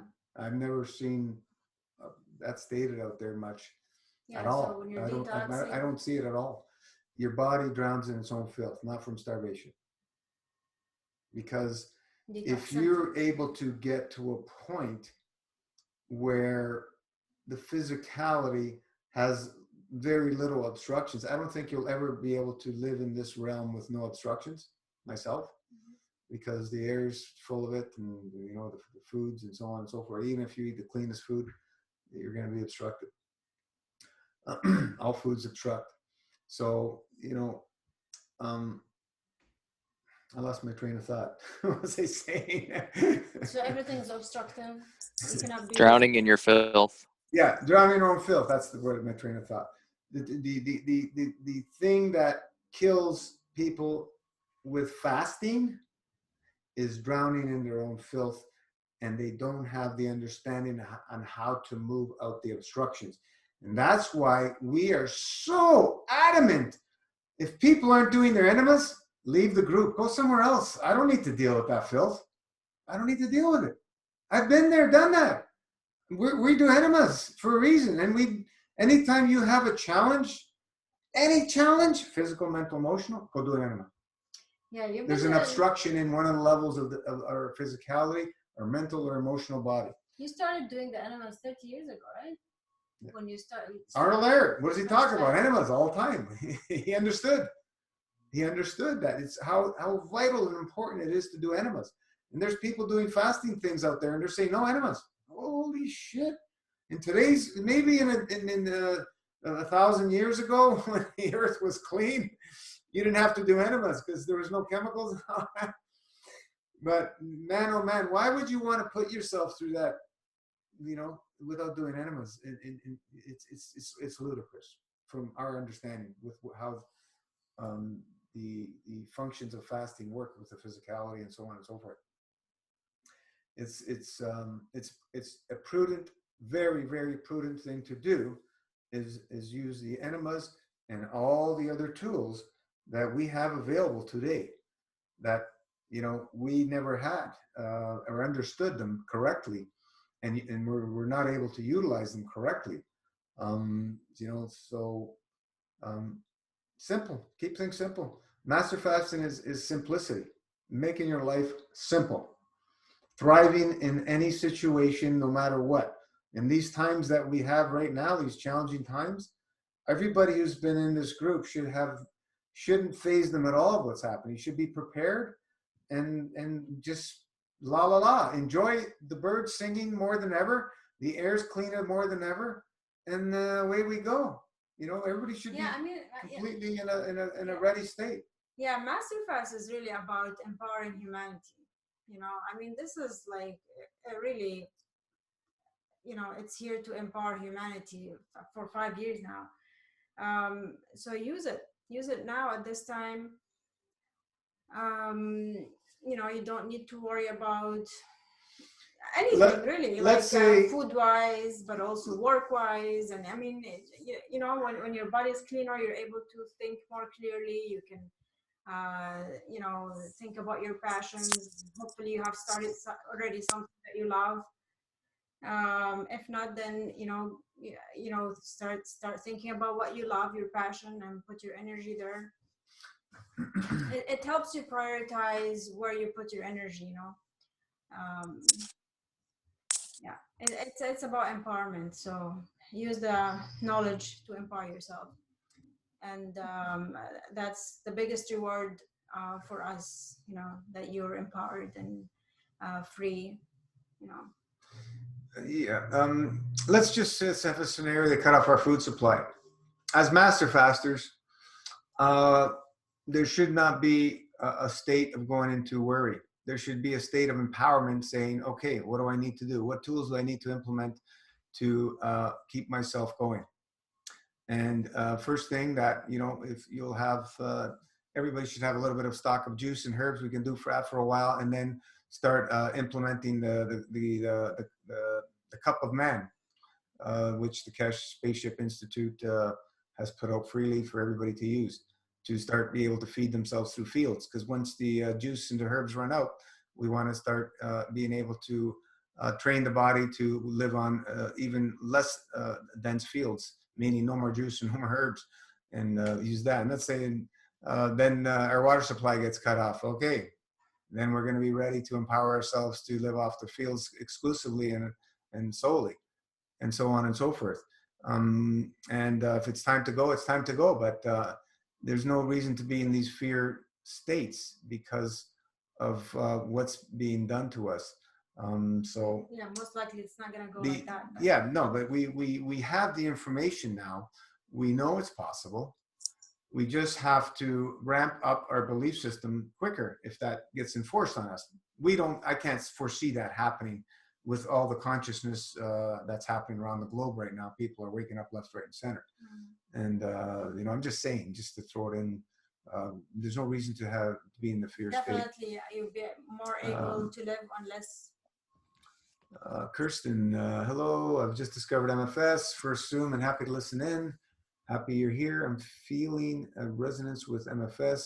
Being a lifestyle body is able to heal itself. It's the only thing it can. I have so many digestive issues. It's taken up a lot of space and caused many emotional purges throughout my life. I hear you speaking a lot about fields. What do you mean by this? Can you direct me to more information around this? Perhaps you explain it in the program I haven't signed in on for yet. Yeah, that's all we talk about, Kirsten. The body, all physicality is created through fields. Everything you see, touch, feel, whatever. This is created through fields. It came from a thought, fields. This came from a thought, fields. This came from a thought, fields. This came from a thought, fields. And so on and so on and so on. Everything you see throughout all the universes start out with a thought, intent, emotion, manifested. So that's what we're talking about, fields. And when we're going down to the lowest field strength, which is matter, and we're doing that, what we're training the body to do is stop working through fields and start having to work with the matter. And that's a slow, long, very resourceful, meaning it drains energy path. And when you start doing that, when we start doing the eating cycle thing, from suckling on our mother's boobies, that's where it starts. But that is probably one of the least obstructive foods for the physicality of man than all the foods. It's liquid light. Field interaction. It's liquid light coming from the mother. So, but once we start, eating the physical foods, the body, instead of the body making the things it needs on its own, right, through the fields, it has to rely on external intake and stimulation. So once we continue to do that, the body continuously loses ability to work on the fields exclusively. And over time, guess what happens? We need to continuously do that over and over again, or we starve to death. Mm-hmm. Not because we've stopped taking in, it's because we plugged up the body and it's so obstructed it cannot operate in the state where it can live exclusively off the fields and make whatever it needs. That's the basics of what we're talking about. Do salt flushes, Shanka, have the same effects as animals? Absolutely not. Those are very aggressive, irritating things that you do to the GI tract. It will not cleanse you. This is having the mentality of treatment-based thinking, that the salt flush is going to clean you out. Whereas, no, you need to go back into your natural state and allow the body to do that. I've done lots of those. And the only thing you're going to do is get a flush, get the runs, but there's nothing happening at the soul level, at the blueprint level, at the levels that we see the magic happening. You're not going to see that happen with salt flushes. You're going to see a little bit of improvements for a while because you're flushing out some caca, and then that's it. And then you're going to start having negative effects if you do that in the long run. If you haven't stopped obstructing the body, you're going to get negative effects because salts are very corrosive, very corrosive. And ask anybody who's done a long MFS if salts are your friends or and they're going to tell you straight off the bat what salts do to the physicality. Kristen, thank you. So interesting. Okay, Simon has his hands up. Go ahead, Simon. Sorry, Simeon. Everybody calls me Sim. I should shorten.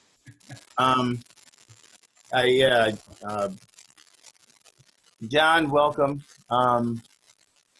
I strongly recommend you start flushing your system.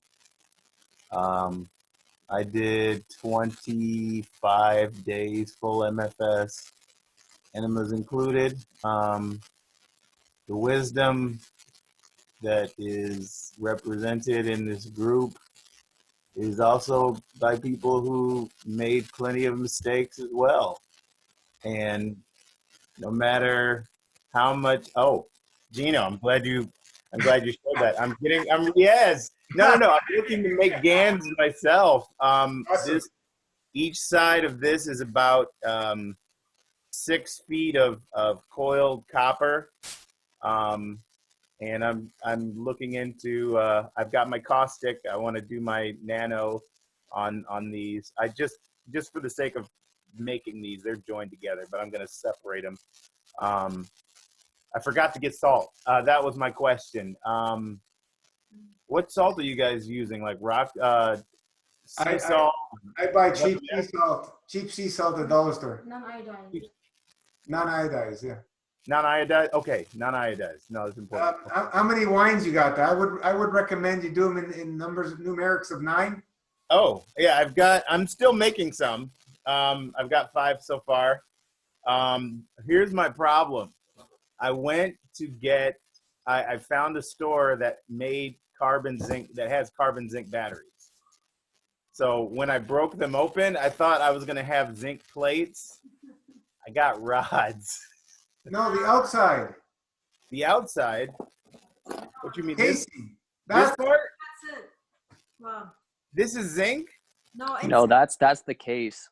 Yeah, it's just the case. Okay, no. There's 2 layers in there. There's a metal case and then there's a zinc case inside. Well, I mean, I don't know if you can see that, Zinc but is very soft. Yeah, that's zinc. That's it. the soft part? No, Let me see. it's the piece outside. Yeah, this is because, The zinc is very, very soft. I took that part off. Okay, so it must be in there, huh? No, the silver. The outer layer is This outer layer, the casing? That's it. That's zinc. This is the zinc? Is it a carbon zinc battery? Yeah, it's a carbon zinc Yeah, battery. that's zinc. Yeah, watch a few videos. That's how I learned. Watch a few videos on YouTube how to extract the zinc. Okay. Yeah. I got to keep watching. And that's another thing, John. You got to keep watching, my friend. What are you making there? What's that? We're making plasma GANs. Basically we're making what's the word? Cup of Life, Cup of Man. It's the teachings of the Kess Spaceship Institute on plasma. We're taking plasma infused water. Yeah. We're taking the elements and opening up their atomic structure so they can release their energy, which they turn into a gas as nanosolid. And that's the state they're in. And then we can use that energy for infusing into water and many other things. And then we can use that water. That's what we have here. Basically, we can spray it on ourselves. the benefits. We can ingest it. Yeah. We can inhale the fields. We can do many things with it. And the benefits? Well, plasma is always seeking balance. This is how all universes work. The state of plasma is to always seek balance. The stronger fields will always seek out the weaker and feed the weaker. And that's why being in service to others and to humanity only strengthens yourself, because as you give, you are allowed to receive. And this is how all the universes work, and they've been working for billions and billions of years, and is why they work in perfection. because they're always seeking balance. Here in this physical realm, we're doing everything but seeking balance. And it's why we all have these challenges that we see in this earthly plane. Anyway, Sim, continue. Yeah, so did 25 days, broke it with fruit, and then the emotions started coming back. And you know, part of me was wanted to gradually go back into the sad eating. And then part of me was like, I wanted to get back into MFS. But I knew, I needed to definitely get into the GANs too. So I've definitely taken some steps in that direction. I got my blowtorch and I got my caustic, and I've got my supplies to start putting that together too. Making sure I've got everything in order so I do things properly. And I'll be posting in the group for mentorship as well. But I think somebody posted something. It was the shopping cart. Somebody with a grape juice full of shopping cart. Yeah. So I've been feeling it because I've been struggling. Putting things in my system that I shouldn't. Even having fruit 2 or 3 days a week it's too much. But one of the things that I put in my system that my body did not agree with at all. And if it wasn't for the washing, because I've got a Kalima board. The Kalima board is phenomenal. And if it wasn't for that, I mean, I had stuff coming out of me that looked like gravel. If you don't wash it out, that's the only way the body knows how to get rid of it, substantially.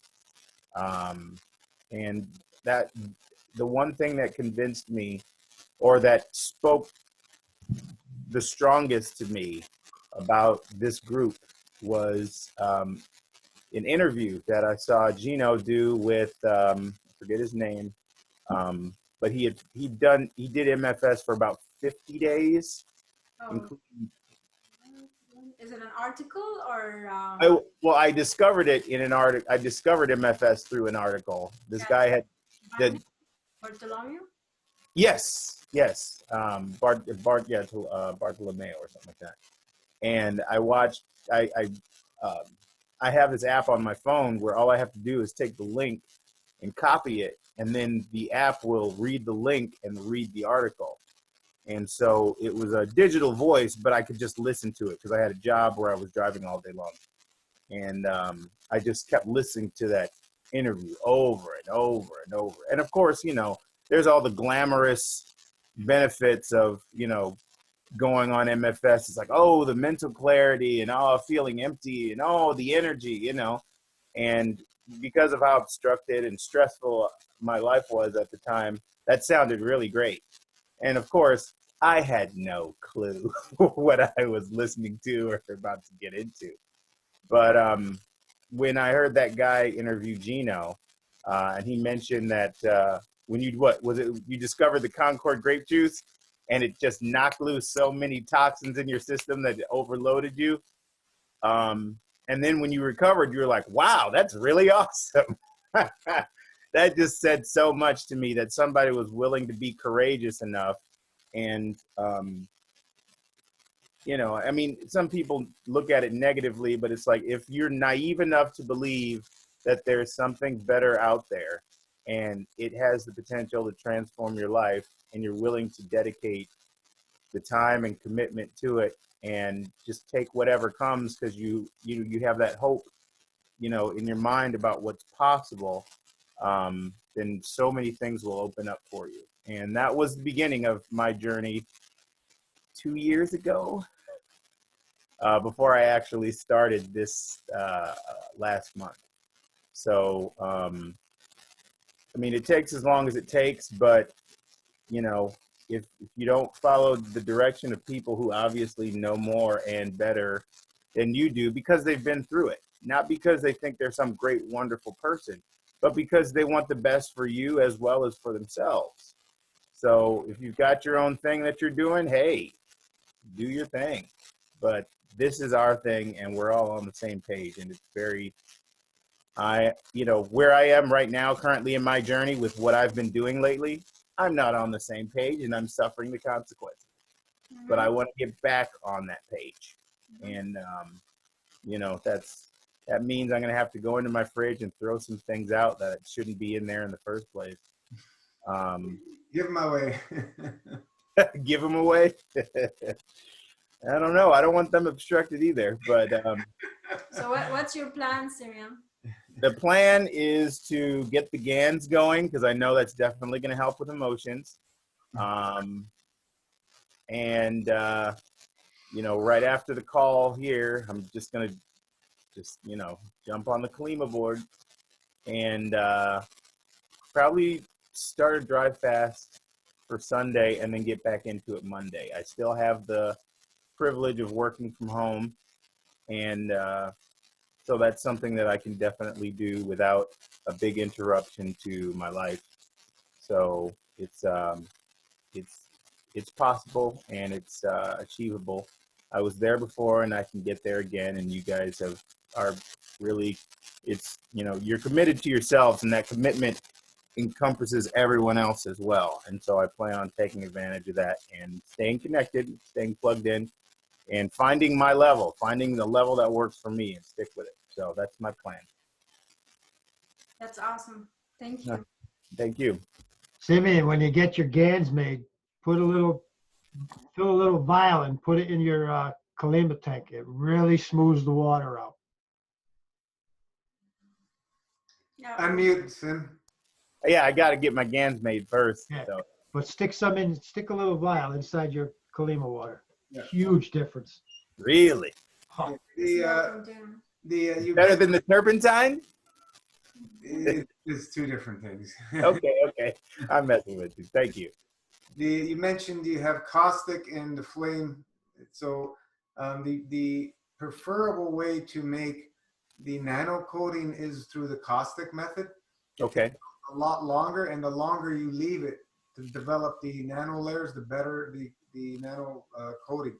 The flame method is great for emergency situation. You need it now. You need to make some GANs. Okay. Also to use the battery, like a dead battery, to put in line with the wiring to make a production faster. That's also for emergency, to make it quicker. You don't need the battery. It's better just to connect the wires and do everything the slow process, because there's no need for an emergency for it. Do it the slow way is always the best way, where you'll produce the GANs with the highest field strength. And make sure when you're making your GANs, you have the correct intent and emotion, because when you create these materials, you're actually creating a soul through your soul. All these materials will contain essence of your soul. That's where the power comes from, not from the physicality. All right. So, and then when you share them with people, you're sharing your soul. So this is where we say you can run, but you can't hide. In the universe, there's no running and there's no hiding. Everything's exposed, and everybody's sharing. All energies are sharing with each other freely and joyfully.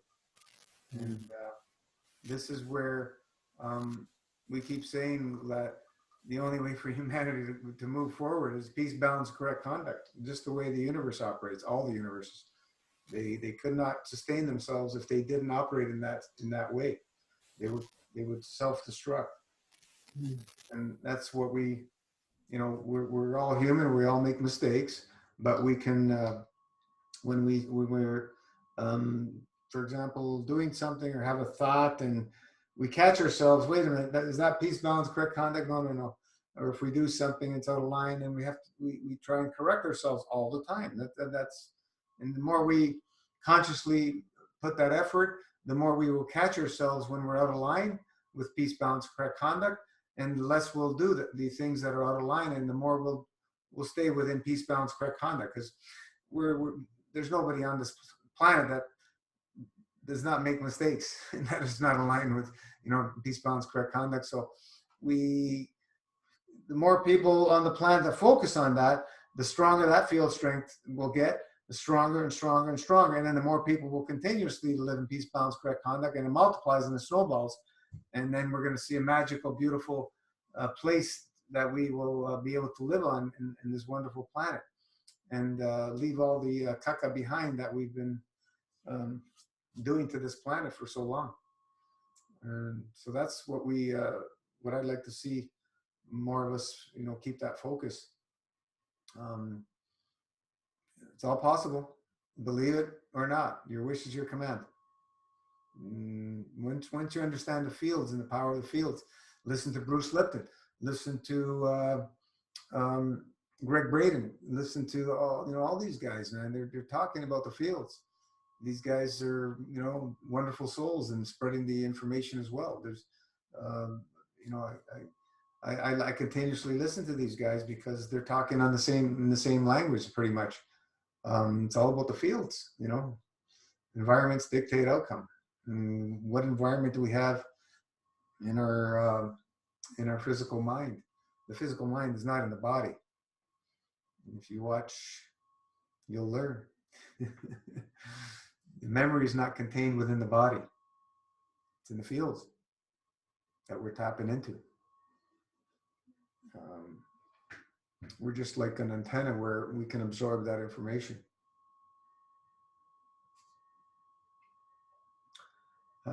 Bruce Lipton, who else? Greg Braden. He wrote a book called The Divine Matrix, and a few others, I believe, but that was one of the main ones that stood out. He's got a YouTube channel, and there's some pretty nice new discoveries that he's had lately in the last few weeks, and that he's shared, that have been discovered about the fields and so on and so forth. It's good stuff, very good stuff. I've shared some of the videos in the Massive Fast Facebook page of these people. But yeah, you can easily find them on the internet, unless they get blocked as well. It's crazy times, crazy times that we're all going through here. Dance, what's happening?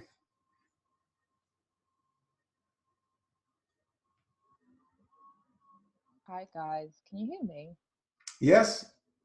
Hi. Obviously my name's not Dance. It's Josephine. So hello everyone. Josephine? Yes.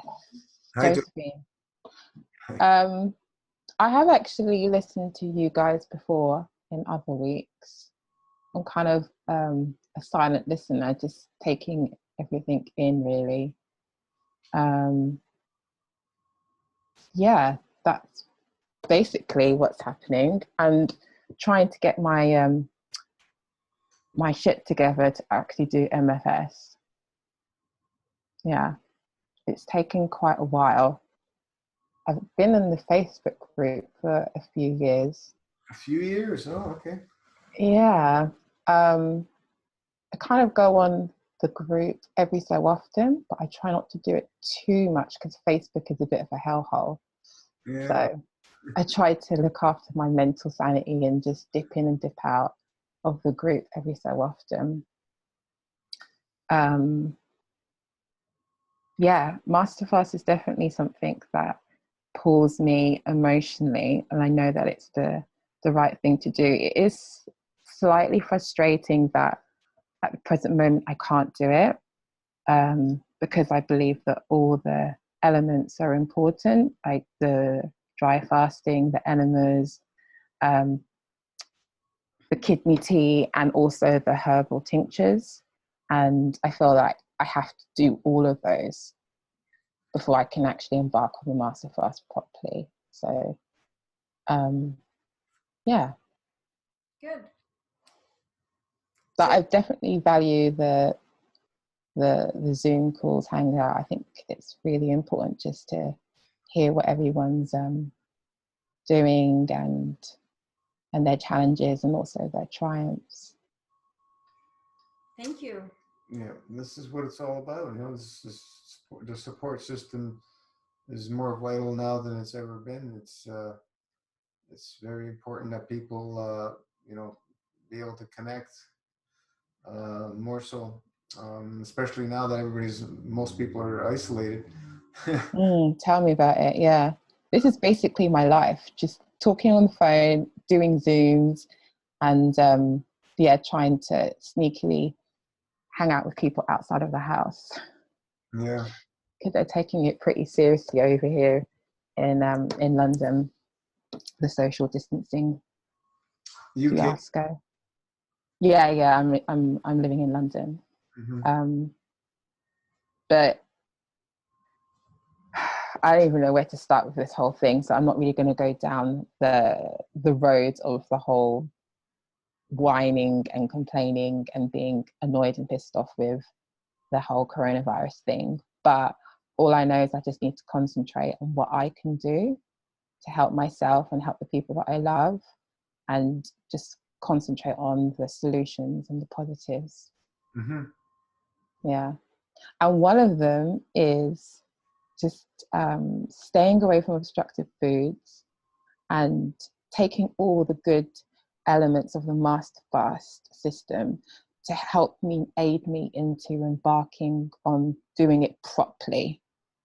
Because obviously, I'm not doing it if I don't have the herbal tinctures, but I feel that there's lots of really good beneficial things, such as the enemas and the kidney tea, and staying away from all animal protein. Right now, I've been having fruit only, and it's been really helping me in so many ways. Mm-hmm.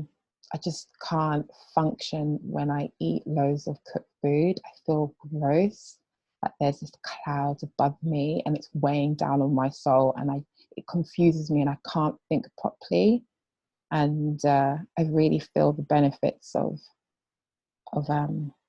eating less obstructive foods, such as fruit. Mm-hmm. Yeah, it's kind of like like a little exercise for me to be able to do the master fast properly when the time comes, and also practicing dry fasting and having that 12 hours of not consuming any food or water as well. I do that every day. Yeah. What level have you thought of which level would be best for you? I would say 2 to 3 days. So 2 to 3 days of master fast. I'd say level 2 or level 3. Nice. I think I would be able to do it comfortably. The problem that I have is I binge a lot. I love food so much. It just brings me so much joy. And I think about it all the time. And I love cooking, and I love cooking with them. I love eating with friends. So anytime I do cook food, I can't save it for the next day. It's really annoying. I feel like, okay, let me just have one more portion. Okay, let me just have like, whatever. You know what? I'm just going to just finish the whole thing. And it's this cycle that happens so often. So I know that it's going to be a problem fasting and eating. I'm kind of an all or nothing type of person. That's the journey that I need to embark on, trying to figure out how to stop binging. But I know that it's because it's an emotional thing. It's all about feeding into my emotional drama. Food just gives me so much comfort. It's not really conducive to helping me in a positive way. Anyone has advice? Well, I can add what I was kind of sharing last week, hopefully in a little more balanced way.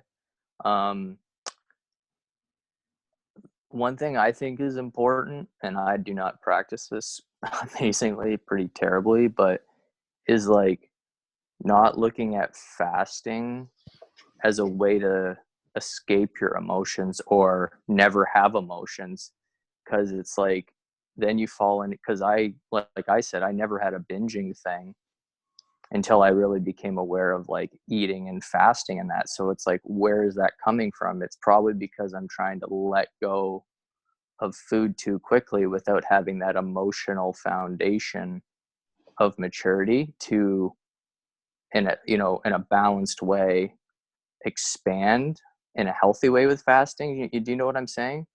Because if you can not eat, that's one thing, but if I'm going back and overeating, I'm probably not looking at the emotional stuff. You know what I'm saying? Yeah, I definitely get you. I'm essentially a hot mess right now, and food is my escape, and it's also my best friend and my boyfriend and my enemy and everything like that. So Yeah. I definitely know that I am trying to figure out things emotionally and suppressing some things and using food as my comfort blanket. Yeah, it's just like for me though, I'm really having to look at what are my intentions with fasting and are they healthy? And am I doing fasting out of love and wanting to do it, or am I doing it to avoid food? You know what I mean? Um, Because if well, you, I I think if definitely you look know. at it like, oh, I'm just gonna fast and that's gonna, if the food has power over you, I'm just saying I don't know if the fasting alone will solve it, because unless you go breatharian, we're always, some of us are going to be eating, right? And that cycle may be there. Well, that's one of the reasons why I think doing the levels is good, because then I can Exactly, be yeah. able to go in between the two and make sure that I don't binge, and Yeah, then be able to be comfortable in fasting. So that's yeah, the intent that I have I to agree. Yeah, master, it's easy to do the that. 108, right? But, or to want to do that, but Well, it's a I don't know lot if it's harder. easy to do the 108, to be Yeah, honest with true. you. I think it's flipping gnarly, actually. You have to really be a very disciplined, focused person, or desperate, because But you're yeah, I thought like, oh, I could maybe start with a 40, and then it's like I said, even level 2, it's blowing my mind how strong it is. Like the idea of doing it versus doing it, and it's humbling. It's humbling me. You know, it's Josephine, the 108 days is not hard. Sure, yeah, the first week of doing anything or the first month of doing anything is always challenging. You're changing your habits. But I would say the levels are like level 1 to 6 are, in my opinion, more challenging than level 7, because you're going back and forth, back and forth, back and forth. And that's where the challenge is. When you go back to eating and then fasting and then eating and then fasting, that's where most of us have challenges. If you're just eating, you're focused. If you're just fasting, you're focused. Fasting helps you focus. Food. ideally, really, I think for me, it's not eating my comfort foods is hard. It's that I just think it is. I think it also depends on the type of person you are. That I get what you're saying, the difference between 108 focused fasting and then also compared to going back and forth, back and forth. I understand that correlation, but for someone like me, where food is a crutch, fasting or doing a juice diet or smoothie diet, whatever, I always think about my comfort food, and I find it incredibly difficult. And Yeah, that's the reason why I feel like doing the levels is better for me, because then I can master this obsession with eating and food. 100%. No question about the levels being the right choice. But one thing I want to let you know, as a person who has done a good number of long fasts, the cravings go away after some time completely when you're fasting, only fasting.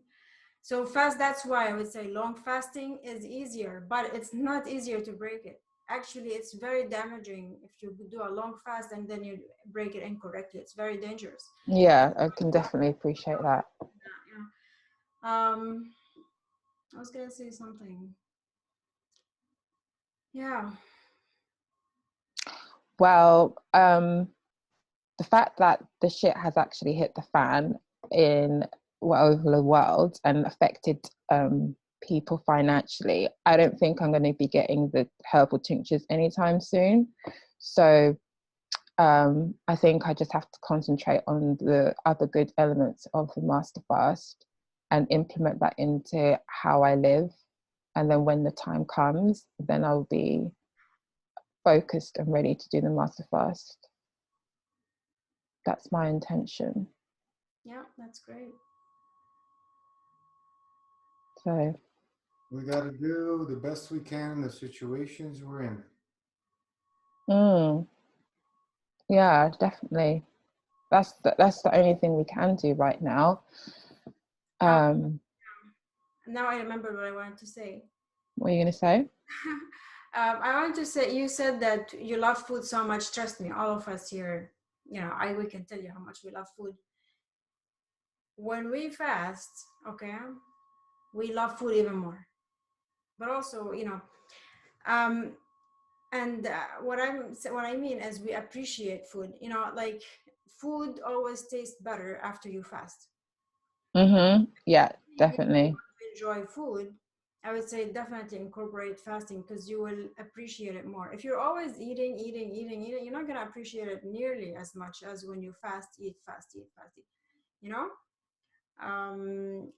And yeah, and many of us come from raw, vegan, or whatever. So we have eaten all kinds of foods. And yeah, the attachment to the food is you know, it's kind of something to it's kind of yeah it's not easy to master eating properly. It really is hard to eat well, so you know, master that and make fasting part of the lifestyle. Enjoy both fasting and eating. If you want to go more fasting, a higher level, do that maybe, you know, after some time when you feel comfortable. But yeah, I'm sure many people will tell you here that we enjoy well, we feel better fasting than eating. Yeah, we feel better fasting than eating, and that's why we choose more fasting. I agree with that. I am experiencing that right now. I've been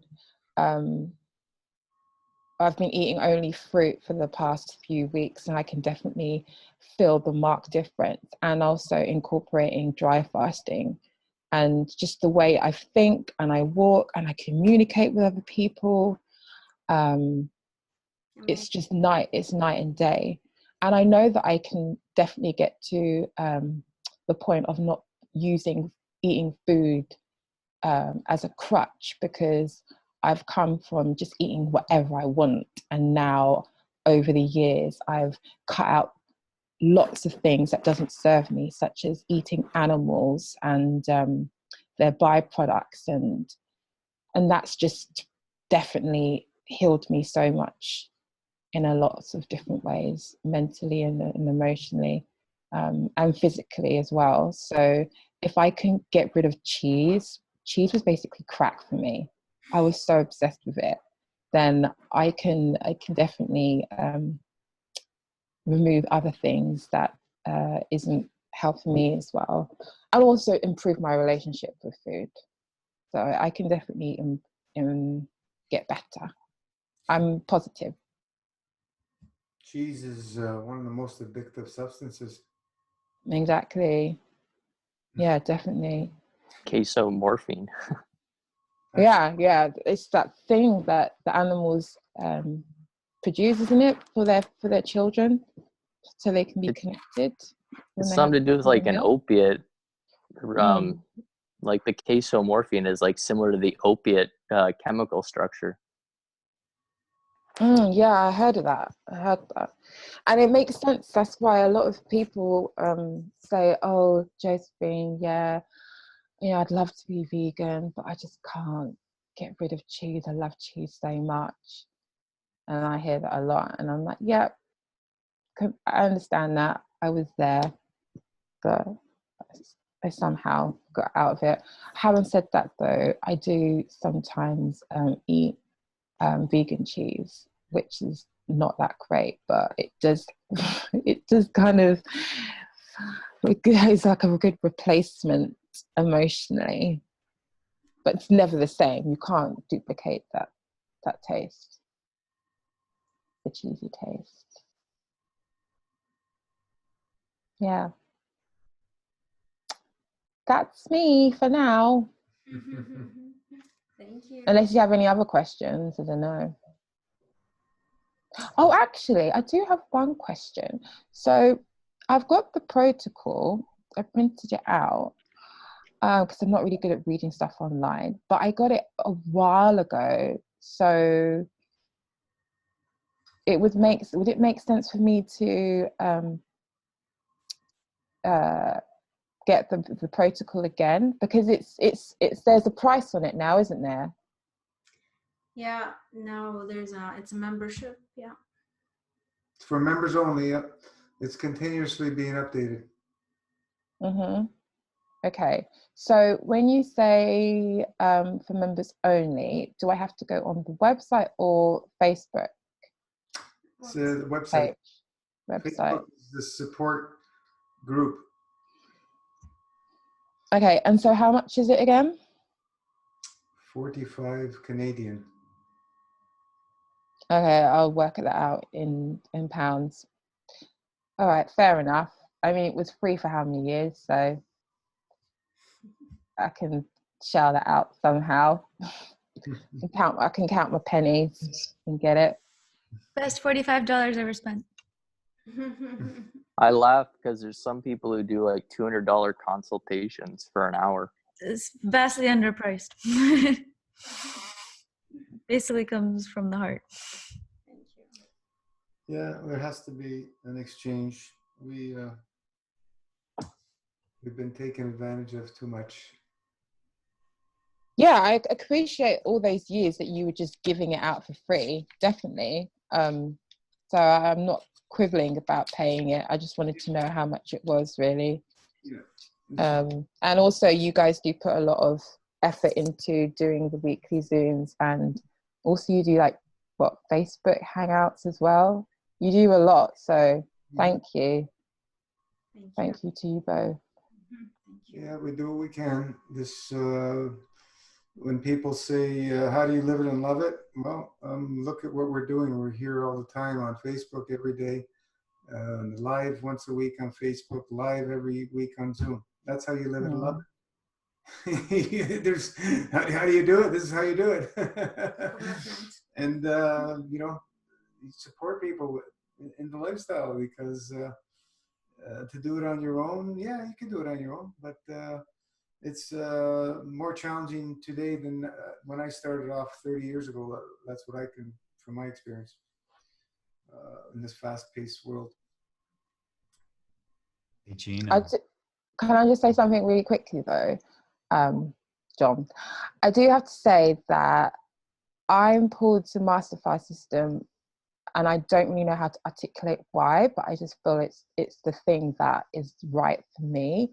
And it's also really uplifting and a joyous experience to hear other people's positive experiences and the journeys they've gone through. I do have to say that I would like to find out more things about why the Master File System works, but then that can lead me to over intellectualizing it and making it a bit more confusing in my head. I think that's one of the reasons why I don't really talk about it with my friends, because they would ask me very important, pertinent questions, such as why are you drinking cooked juice, and what does the fields mean? And I wouldn't even know where to begin to even explain it. So that's why I just keep it to myself. But I know that I just feel it that this is the right thing to do. So in the protocol, under each component of the protocol, we do mention how it works. And it might be, you know, it's not scientific, because we talk about fields, right? So it's explained in the you know, in this way. It's explained through fields, but it does have an explanation. Every little thing that From we our have understanding. in the protocol is every component is there for a reason, and we do mention at the bottom of each component why we use it. When we try and put our intellect to it, we just get in trouble. The easiest way is to surrender to your soul and allow it to work, because it knows what to do. That's really what we're doing, and that's the energy we're tapping into. The energy that created us can heal us, and we just master fast is just a way to move the things that are in the way from us obtaining that interchange of energy. That's all it is. Moving away those obstructions that are in the way, and don't have to think about it. Yeah, I love the simplicity of it. Yeah, definitely. That's the thing. And also, I'm very big into just Mother Nature, just Mother Nature being, and us respecting Mother Nature, and just really relying in giving ourselves open to just the divineness of I can't even articulate the divineness, but it just knows best, and us not using our intellect so much and just allowing nature to take its course. I'm very much invested in that. And that's why I feel that the Master Fast system is just the beauty and the simplicity of it is what really speaks to me. It's just things such as when you say that we drink cooked juice because the cooked juice brings it to a higher order. And for me, I can't even say I don't really believe that, or I do believe that. I'm very much, it is what it is. I'm indifferent to it. And it's more about knowing from your experience that how do you feel? That's how you know if something works or not. Exactly. So wait until you do it, and then you will be able to understand more. For now, just read and study it. You don't have to understand everything fully, but as you experience it, you will things will start making more and more sense. Why we feel better. I mean, you will see with your own eyes what comes out of your body.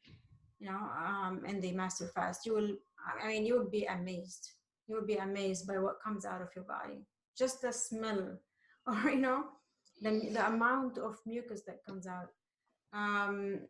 Well, my enema situation isn't exactly great. I'm doing enemas, but I usually can only do 2 or 3 liters. So, and Yeah. it's always just like water. There's nothing really coming out. Yeah. Slowly. Keep practicing. Enemas are not comfortable while you're eating. It's when you have an empty GI tract is when you're going to be able to do them much more efficiently and get the better results. Yeah. So you will, as you live the lifestyle, you will see more releases.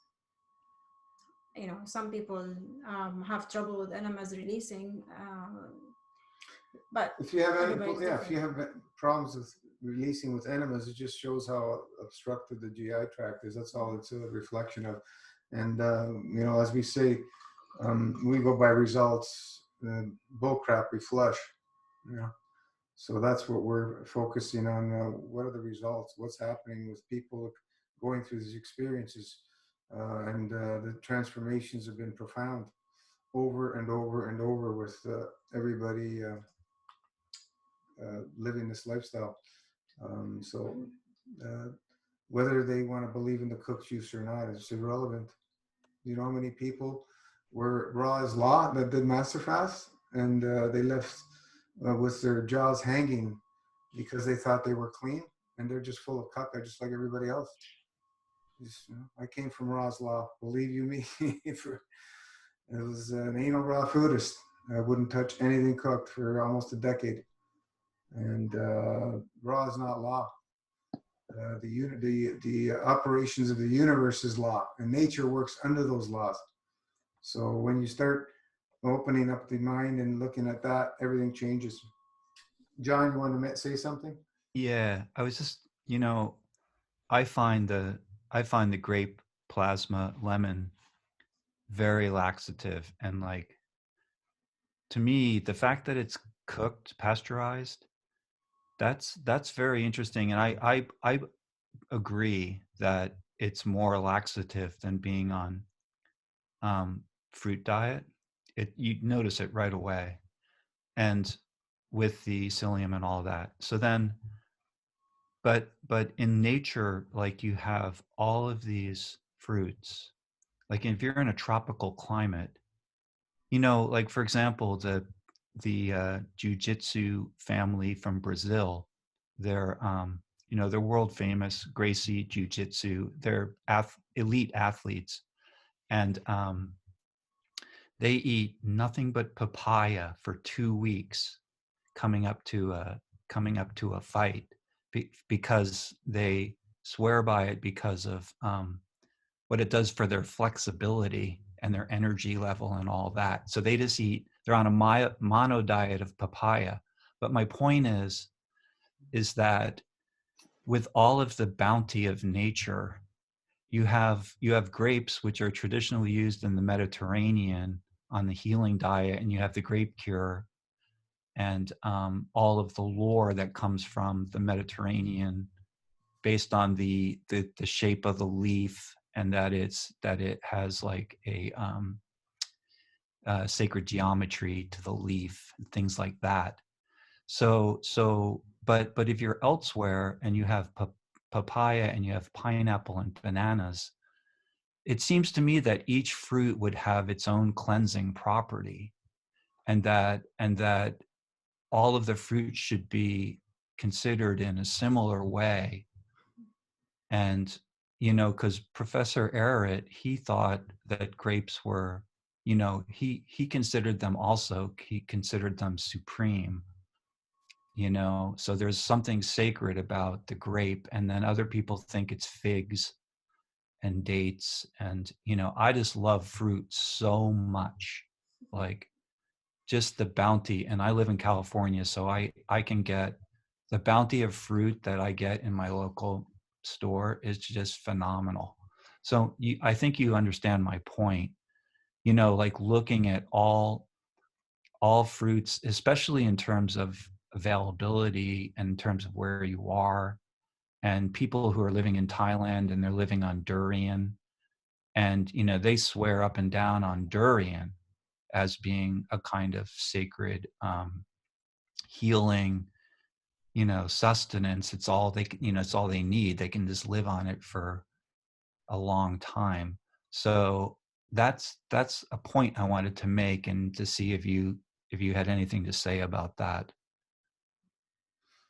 We've talked about, the different foods and for a while, and if you look at the MFS food spiral, we call it, Yeah. the pyramid's obsolete. It never existed. There's no straight lines in the universe.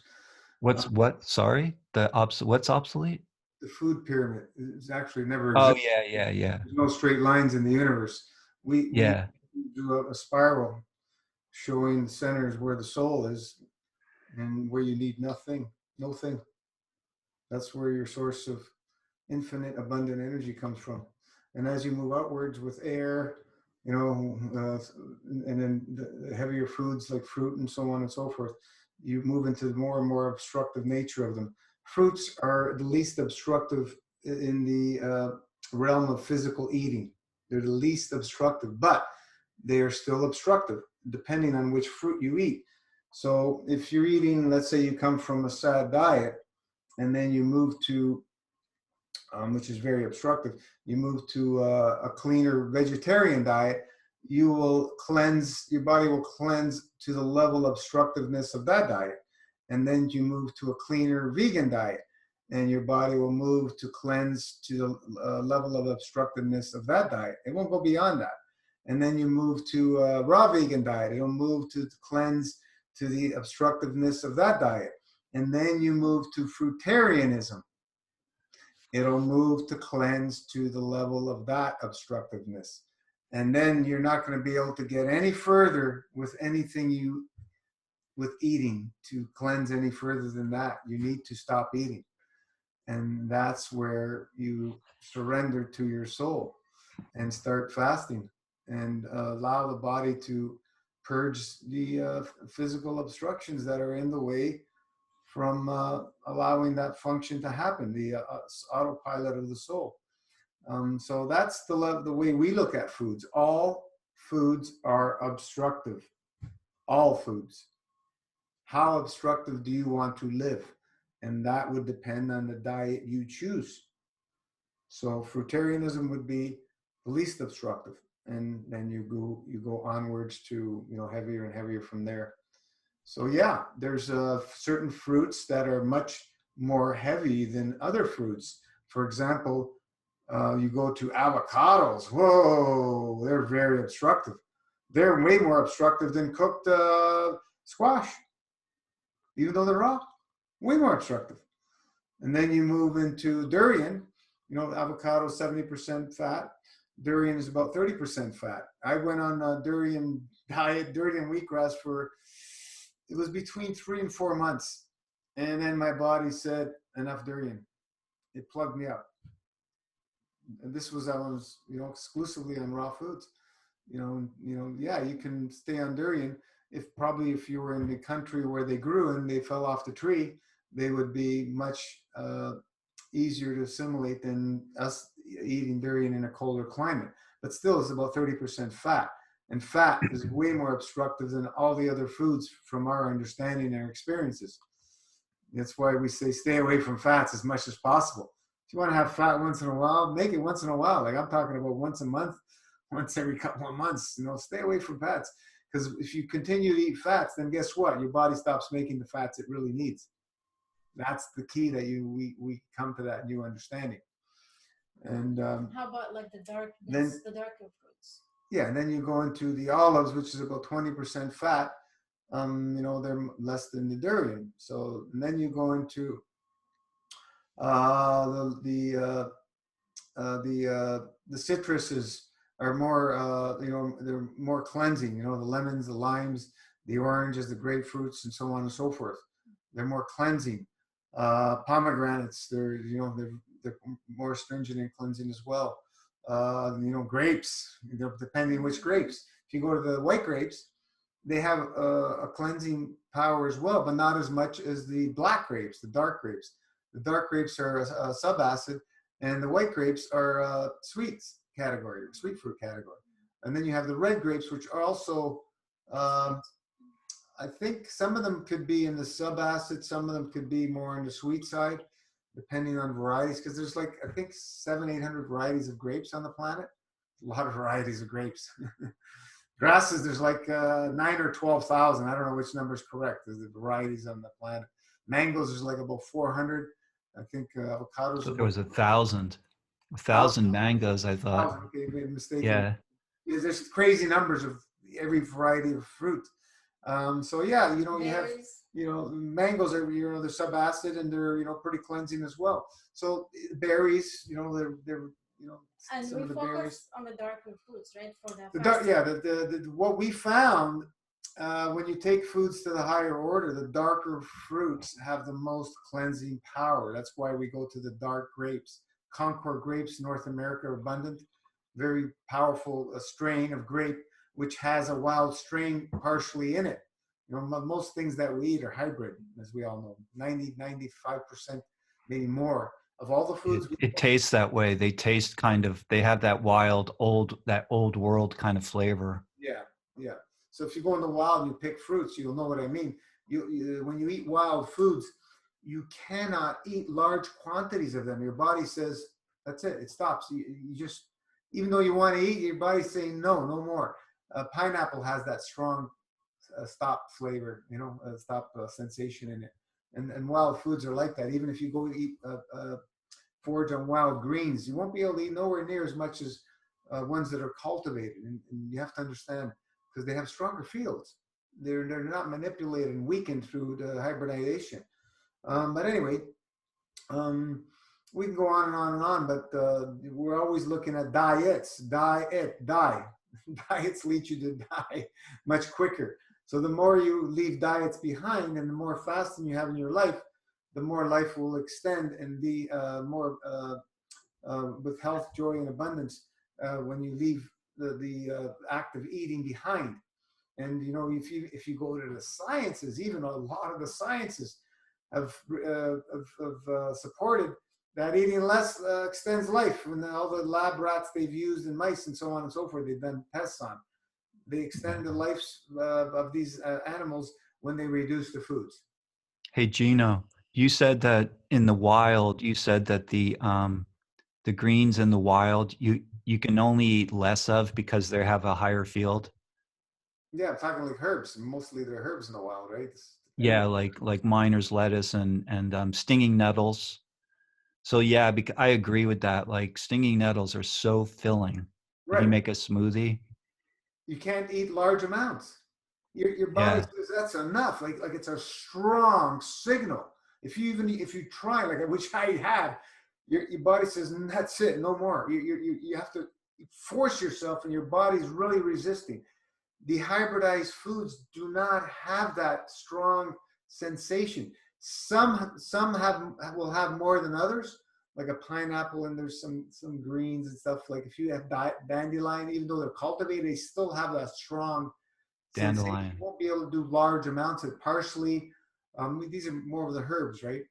So that's what we're talking about. Start paying attention to the fields and the strength of these foods. And if there's foods that you eat and you can eat tons of it without getting any signals, you know these foods are obstructive. So that's a simple way of looking at it. You know, That's interesting. That yeah, I agree. That's interesting. yeah.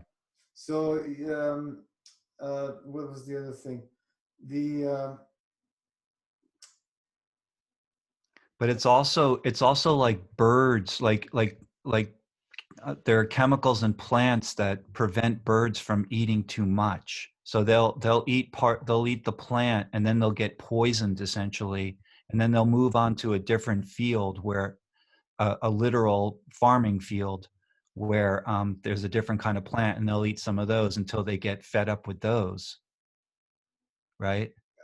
yeah, mostly in the wild you'll see mono eating, right? They eat one kind of food at a time, and they until they're saturated, so they're full. And you know, it's they have the same um, problems man does when they start eating human cooked foods and cultivated foods. They through this. They go through the same addictions we do. Look at domesticated animals, for example. They get all the same diseases because they're eating the same foods the caregivers are eating, so on and so forth. But foods eating is awesome. Just let's choose to eat more of the least obstructive as the staple. And if we want to enjoy some of the little obstructive foods here and there, it's no big deal as long as you have the understanding and you're okay with taking responsibility for that. That's fine. But you know, there's cause and effect for everything we do. Kurt. Yeah, one challenge, or not challenge, but something that appears to be getting worse, at least visually, is my teeth since I've started the last few months of MFS. Like somewhat of a discoloration around the tops of them near the gum line. Mm-hmm. I'm just curious if you had any idea what's going on. All weaknesses come to the surface. Yeah, I know that. It's the teeth. I don't. That's one thing I don't get. Giorgio's made a post about that a little while ago. Yeah. About how his teeth were getting darker and so on and so forth, but his dentist confirmed that they're stronger than they've ever been. And then I posted a picture of a primate. I can't remember what it was. I go, here's your pearly whites, and they had all yellow teeth. This primate. Yeah. He started laughing. My teeth got darker when I started going into fasting and raw foods. I think I've mentioned when I started, all my teeth were loose. I would bite down on them and they would all be moving around.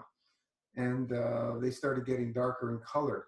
there is some research that shows that the darker colored teeth are stronger. Yeah, they do feel stronger. It's just visually, I don't mind white teeth, so it's just a little, I'm a little self-conscious about it, but Go back to eat milk and cookies. They'll go white again. yeah. Serious. It's some people can maintain their teeth white, white teeth during cleaning up their diets and so on and so forth. And others like myself, the teeth go darker. I don't know. We don't have all the answers for that, but teeth is a big challenge for a lot of people when they start cleaning because they're built on such weak foundation, and that area they have challenges with. I ruined my teeth when I went to high fats. That did the most damage ever. Lost my hair, destroyed my teeth, and my health went out the window when I went to the high fats. Yeah, I might experiment with like the straw and maybe see if it has to do with the juice or something. I don't know, but the well, juice should actually help clean the teeth. Oh yeah. And some people will have sensations of sensitivity because of the juice is cleaning obstructions through the teeth because they're built on a weak foundation. So yeah, use a straw, but use the tools that we suggest in teeth. One of the best things you can do for teeth is chew wild greens, herbs. Yeah, I've noticed that. They help. You don't have to swallow, but just chew them and just spit them out. Chew them, spit them out. Wheatgrass, barley grass. If it's winter here and you can't forage, that's one of the best things. Use the natural type of mishwak stick, or this is a neem stick, and you can use that to help clean. Mm-hmm. Use natural things as much as possible, and work with that. Do you use toothpaste though?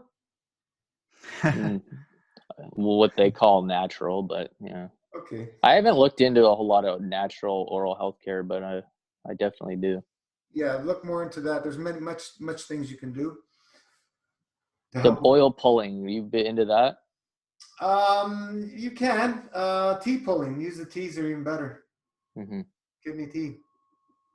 You could do, if you'd like to do oil pulling, do oil pulling. I'm not a fan of fats. Internally myself. I've never tried it. Just curious. Yeah, I've done a lot of oil pulling, and years ago.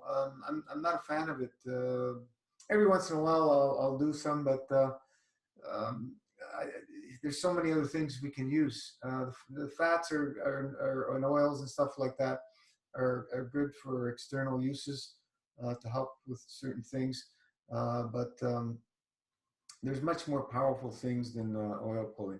Like I said, the chewing wild herbs is very, very powerful, and using these natural type of toothbrushes. Also, you can take what's it called? Horsetail. Take horsetail, which is very high in what they call silica, which is a much needed element for building strong bones. Way more than any calcium. Will build way stronger bones. They've done many tests with chickens and so on and so forth, their bone structures and eggs, shells, and so on and so forth. But we have to remember always that when we're using things for this, we're taking away our own power from our body making these elements, because your body can through the parathyroid glands. These glands are there to let's use the word transmutate the most abundant elements in our body to whatever the body needs.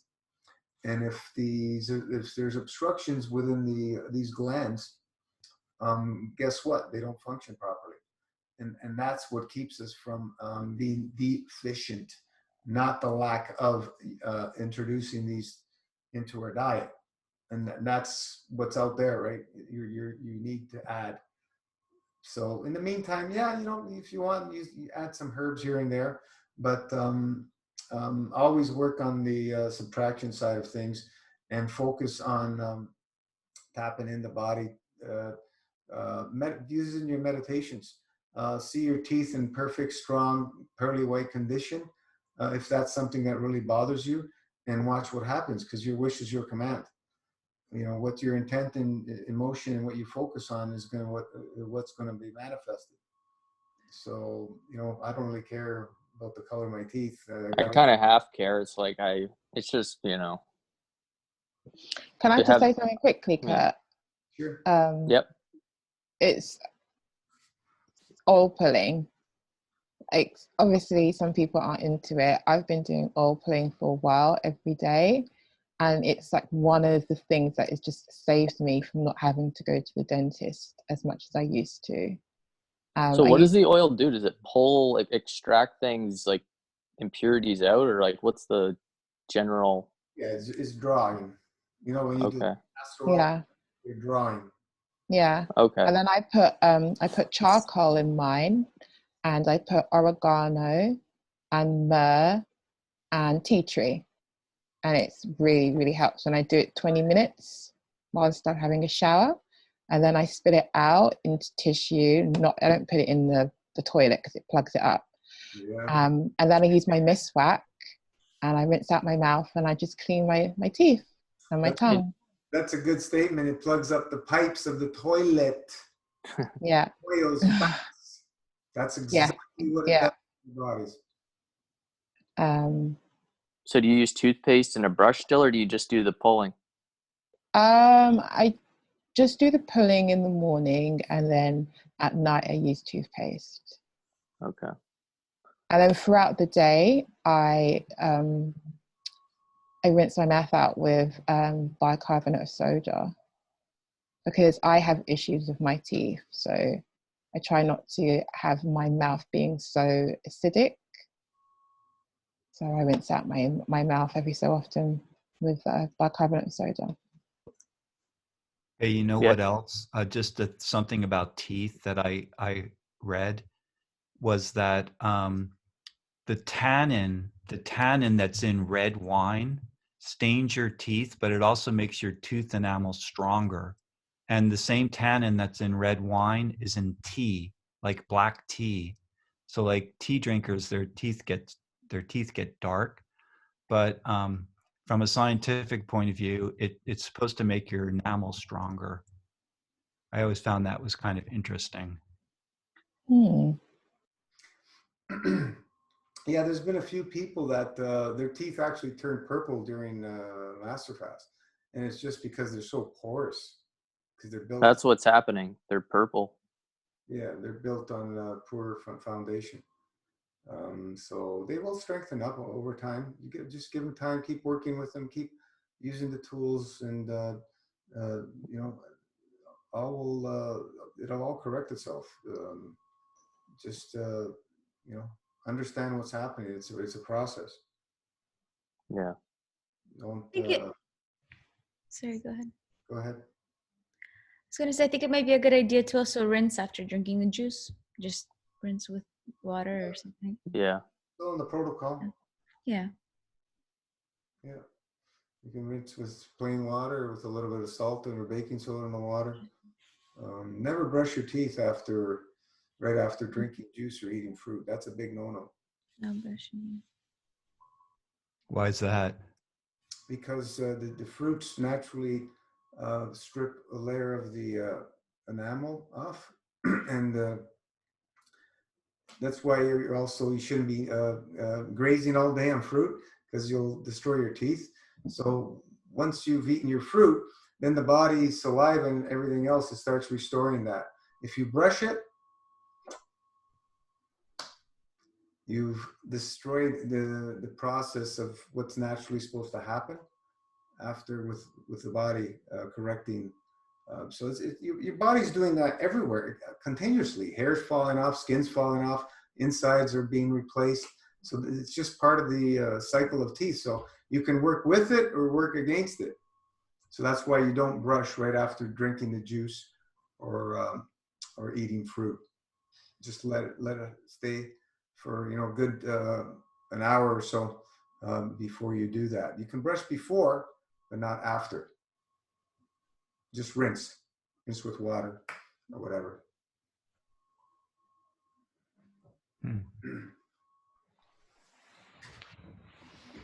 Meditation? Yeah. It's oh yeah. It's wow, almost 3 hours. Let's do a little meditation. Unless somebody else's last question. Ben has his hand up again. Hi. Can you Hi, hear me Ben. okay? Yep. Okay. So it's my first time here, and I've been listening for maybe 4 or 5 months, usually not live, but the recorded sessions. So I appreciate all the participation and everybody being here. I just got done a 20-day master fast, and I broke it with juice and then a day of fruit. And one of the things that made me want to break the fast was because I just felt like I was getting so thin, so skinny.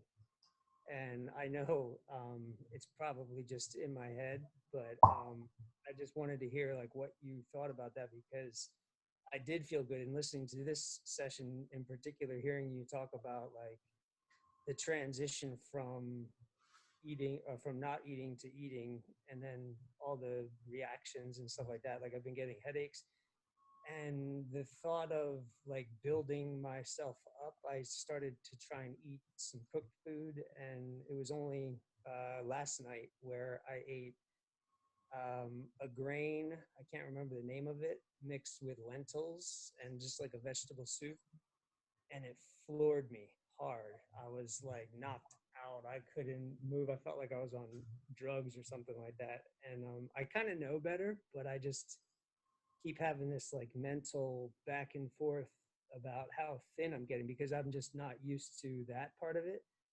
Um, I don't know. What can you say about that particular thing? I know it's just kind of let it go, right? But it's No, how long you been in the group? You said, sorry, Ben.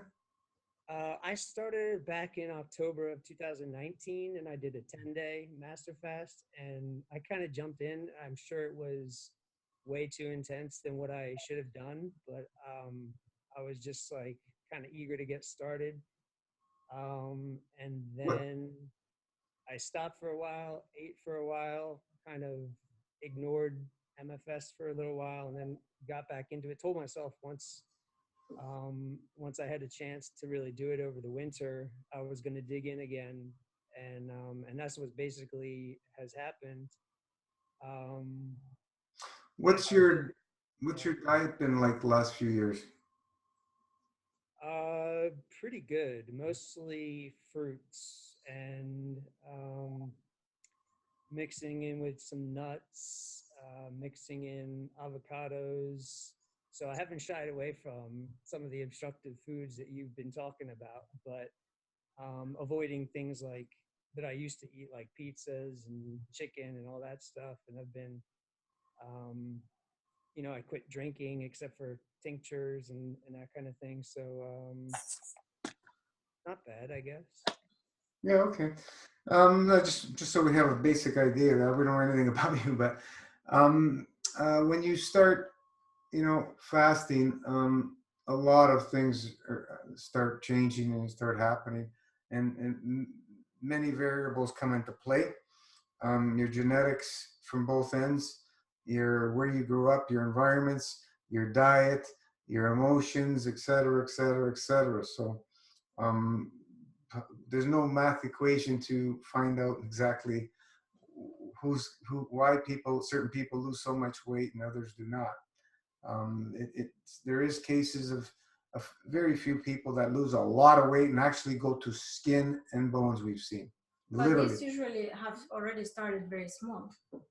Yeah, Usually. not necessarily, but anyway, not everybody does, and you have to ask why. Well, there's all these variables, and we don't have the full understanding. But emotions also have a big majority of play in there as well. So, um, to allow the body to function at the level where it doesn't need anything external, and it makes its own sustenance and elements and fats and et cetera, et cetera, et cetera, sounds pretty far-fetched for people to comprehend and understand, especially from what we've been taught. But that's exactly what it does, and it's the only thing that can do it. We've just been led a facade that it happens the other way around. And you said you had some grains and some lentils, was it today? That's Yesterday. That yesterday. was yesterday. Yeah. That's Today I've been good. I've been just back on the fruits. starch and proteins is one of the worst combinations for the body, especially after a little bit of a fast. That's very, very hard for the body to digest that mixture. Very hard. Feeling it. Yeah. So your body's going to speak very, very firmly and loudly, especially when you after you do a fast, and especially specifically longer fast. And this is where some people get themselves in real trouble, end up in ER, breaking fasts incorrectly, and so on and so forth. But why? What weight were you at? How tall are you? And what weight did you go down to in 20 days? I didn't even weigh myself, so I can't speak to that exactly. But I can say that when I started, I was about 155, and I haven't even weighed myself, but I'm guessing probably 140. Yeah, that's not a lot of weight. Not much. I 10 pounds for me is You nothing. almost you wouldn't see it. Yeah, you just I do my 8, 9, 10 day dry fast. 10, 15 pounds is gone. No big deal.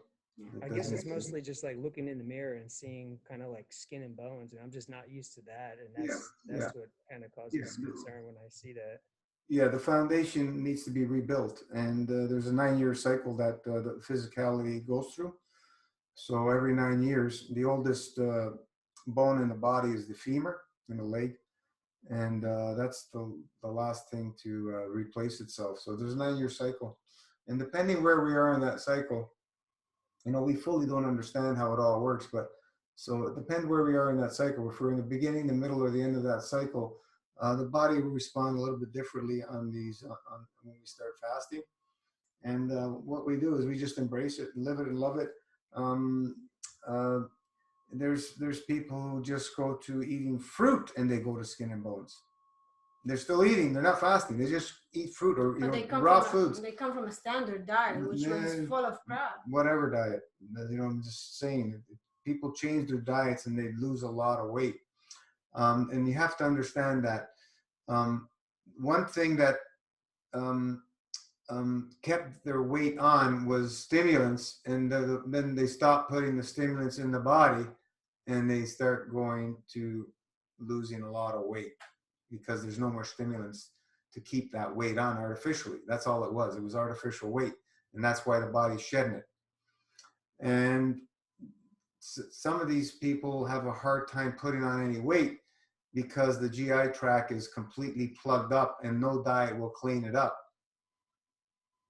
So until you can clean that GI tract, which we call the plasma vacuum tube, to a level where it can work on fields, then to rebuild, it's not going to really happen. Yeah, the body has to lose a lot of weight. Just have you'll, to be you'll ready. be you'll be able to put weight on with obstructive foods, but it won't be building the body properly. So there's you have to choose how you want to live. Do you want to build the body Sorry, at some point, does it make sense to kind of get off of the MFS and just start building with just fruits, do you think? Or is that? Well, you're missing the point. No. Yeah, I think so. Yeah. I would do it as a lifestyle. That's Yeah. how I would do it, as a lifestyle. So choose one of the levels. Let's say you want to do fasting 3 or 4 days a week, and then eating the like fruits or like the best food you can eat the other days, and just keep repeating. And this way you would lose much slower at a much slower rate. Yeah, you stay with more greens, more raw greens. They are considered more builders than fruits are more considered strippers. Yeah. So you go more to the greens. And if you go to the But nuts. you have to you don't want to break your fast with greens. You always eat. No, but it's part of your diet, Part of your diet. green juices, whatever. But, if you start going into nuts and seeds, you're going to put on weight or you're obstructing the body. And so that's the thing. Yeah, I put on a lot of weight with fats. Killed myself. Not worth it. Okay.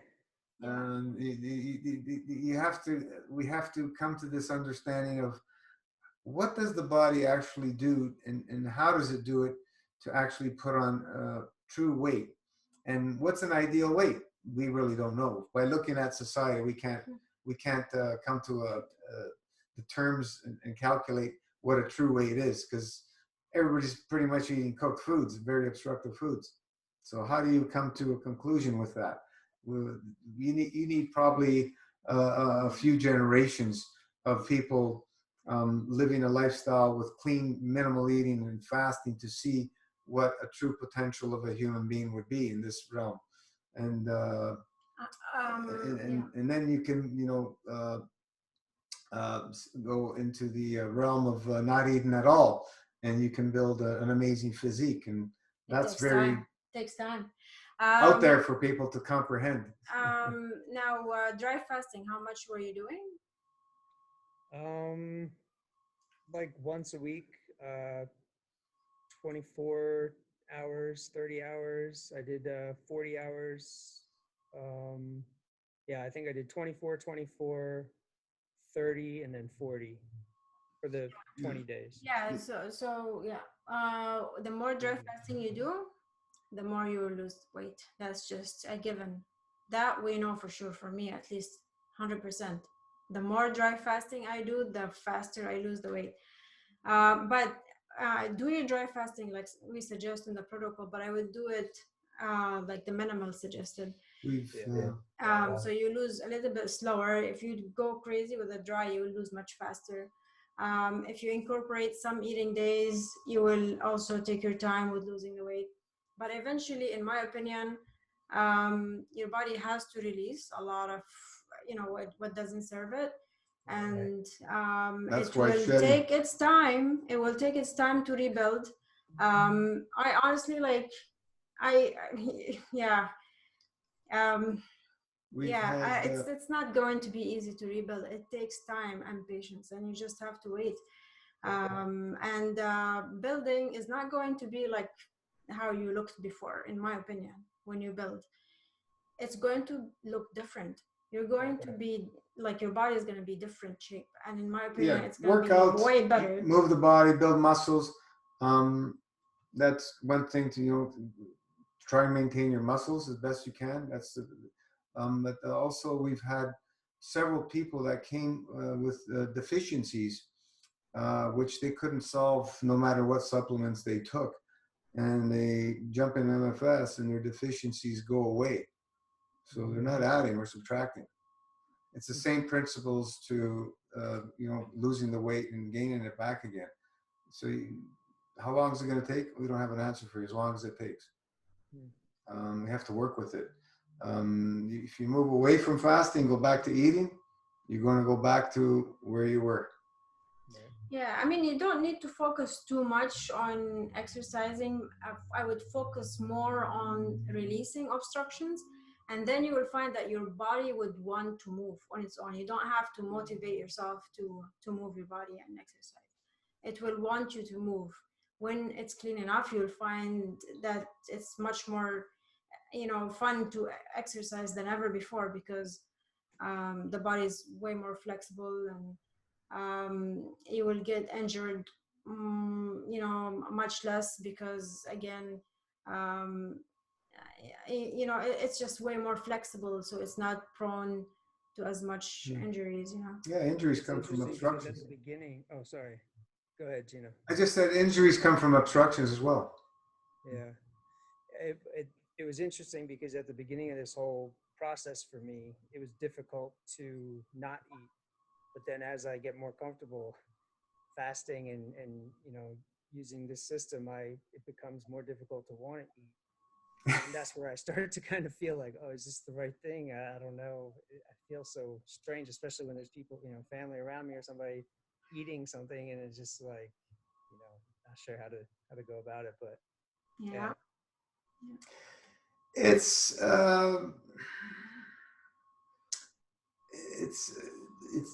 the whole process. There's a lot of elements, you know, dealing with family, friends, and within the lifestyle and so on and so forth. There's so much, and that's why so many have challenges because most people wouldn't even think about doing this kind of lifestyle. Huge And change. we're living in a society where everybody's doing that other kind of lifestyle. We were there, been there, done that. So there's a lot of elements that we need to take in and comprehend and see if this is something that if is fit for us to live this way. It's not for everybody. This lifestyle, that's for sure. That is certain. And there's many people that came and stopped because they were losing too much weight. And some of these people are not here anymore because they were in serious health conditions, and they had the whole mindset of I'm too skinny. And these are people that really needed to stay focused, and they're not here no more. Some of And them. you know, So yeah. I mean, you get criticized so much also, not only by yourself, but you get criticized by family and friends. I mean, oh my goodness, how many times I got criticized. I mean, even Gino would tell me I look skinny, you know. Gino. It takes a lot of faith. yeah, Yeah. yeah. Like I've gone down to 100 pounds on level 2 Wow. from 145. So I think I've lost 45 pounds of quinoa. What's your height, Kurt? Not tall, so but still 5'7" ish, 5'7.5", I think. Wow, you're above my height. Okay, wow. Okay. Yeah, shocking. And when I was on fruit for 3 months, I went down to I think it was 112, 113. So I jumped on the scale and it was 101 after my monthly dry, and just a little surprising. Yeah, no, it's not surprising to me, but it's interesting when you're going through that. I was prior to any fasting, I was usually between 180 and 190, right? And and then I went up to raw foods. The lowest back then was about 140, 145, if I remember. The lowest I've ever been, once I started dry fasting, was in the 130, the high 130s, I believe. Yeah, I remember that, hearing that. I can't believe that. Yeah. How do you do 108 and not go that low, It's strange how some don't, But Yeah, he's been fasting for how long? I mean, Yeah, true. a 12-day dry fast and 10 pounds. You don't see it, But if Right, but even on a 12-day, you're not dropping too much. You see, it's nothing. If I do it, I would look sick. He doesn't. He looks still fine. right. This is where, it's like training for an athlete. You get somebody that trying to keep up to an athlete, they're going to be kaput. They're not going to be able to do it. It's a process over the years that the body becomes accustomed to fasting, because this is the natural state. And in the process is also the belief system, which is the most important element. And because if we continuously fast and we're saying, I'm too skinny, I'm too skinny, I'm too skinny when I fast, guess what? Right. Yeah, but also remember, there's the environment. You're not living by yourself. You're working, going out, you have family, you have friends. There's a lot of things that we have to deal with in this type of lifestyle. So it's not only looking at yourself in the mirror, but you have, To do anything great, you have to be willing to do what nobody else is willing to do over extended periods of times. And for me, it's a lifetime. This is a journey. You go to a martial artist who's a master. Guess what? How many years of training to become a master? 20, 30 years minimum. And that's what it takes. So these fallacies of 3-day fasts will rebuild your immune system. Okay. Could it happen? Through the fields? Yeah, 100%. Do we see that? I haven't seen it yet. Hey, Gino, the thing, the Grape Cure book, which is a great book. Yeah, I've read it. Ben, there's a line in there I always remember where the author of the book is healing somebody. So in the context of healing, she says, it's a woman, she says essentially, when the patient is at a level where they look like a absolute skeleton and all you want to do is feed the patient, don't do it. That's when they're having their real healing crisis. And when I first read that, I really felt like I understood more, because I really believe that like you have to like draw everything in, and like Gino calls it squeezing, squeezing it out. It's like you draw in, it's very, I don't know, like in Chinese medicine, it's like yang or something like that. It's inward. And then I just thought that was a great line. I highly recommend that book if you haven't read The Grape Cure. Yeah, and it's like the idea of not building on top of old materials, right? Right. Yeah. And remember, I mean, can you imagine that some people have become 2 inches taller on the master fast? No water. Your body That's is awesome. completely transforming. Our joints are much more flexible.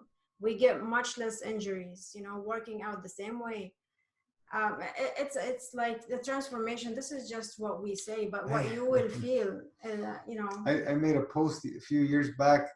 I posted a skeleton. I says, once you hit this level, then it's time to start building, as a joke, right? But in the reality of it, some people will go to skin and bones. We've seen it. What you say, actually, what Gino used to say is, the more weight you lose, the more you need to fast. The more you lose, the more you need to fast. And people are like, oh goodness, don't tell me. I got bashed for that one. Well, I think that's what happened to me, because I got to 20 days and I started just thinking like, well, I think I'm skin and bones now. It's time to start building. But I know that's just my mind kind of talking to itself. And I had this feeling that maybe I should keep going, but then there's this other feeling telling me something else. So yeah, it's not fun when you go to skin and bones, but everybody, even though they went to skin and bones, they felt great. That was me too. Yeah. A few people, felt weak and stuff because they have so many challenges. Yeah. It's you're looking at your body and skin and bones. It's not a nice place to be. So yeah, it's where when you're connected and you're continuously connected with us, doing your homework and keeping the frame of mind where you need to be, to not get into that fear state, that monkey mind state, and just allowing that process to unfold. And sometimes, slow it down. No big deal. That's why we suggest people to start on one of the levels for at least 6 months to a year, and before they venture on a long digestive vacation. But they're much more prepared mentally, be fasting, breaking the fast over and over and over, and see how the body responds to all that, et cetera, et cetera, et cetera. Yeah, and the transformation as well. You want to adapt to the transformation, and that takes time. You don't want to be transforming so fast in 108 days. It's too fast. Your emotions are not catching up to the transformation. So take your time. You can live on MFS indefinitely. Let's put it that way. You're not going to die of starvation.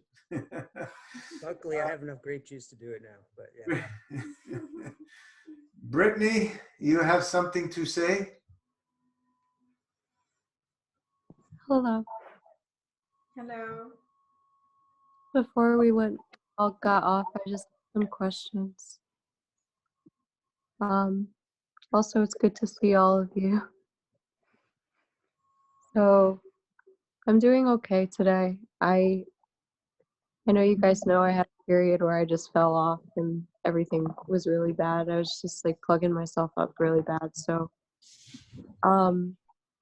my GI is like really plugged up, and my diaphragm's kind of been pushed up by everything for a long time. So I did a lot of washing today, and did my tea, and was having a lot of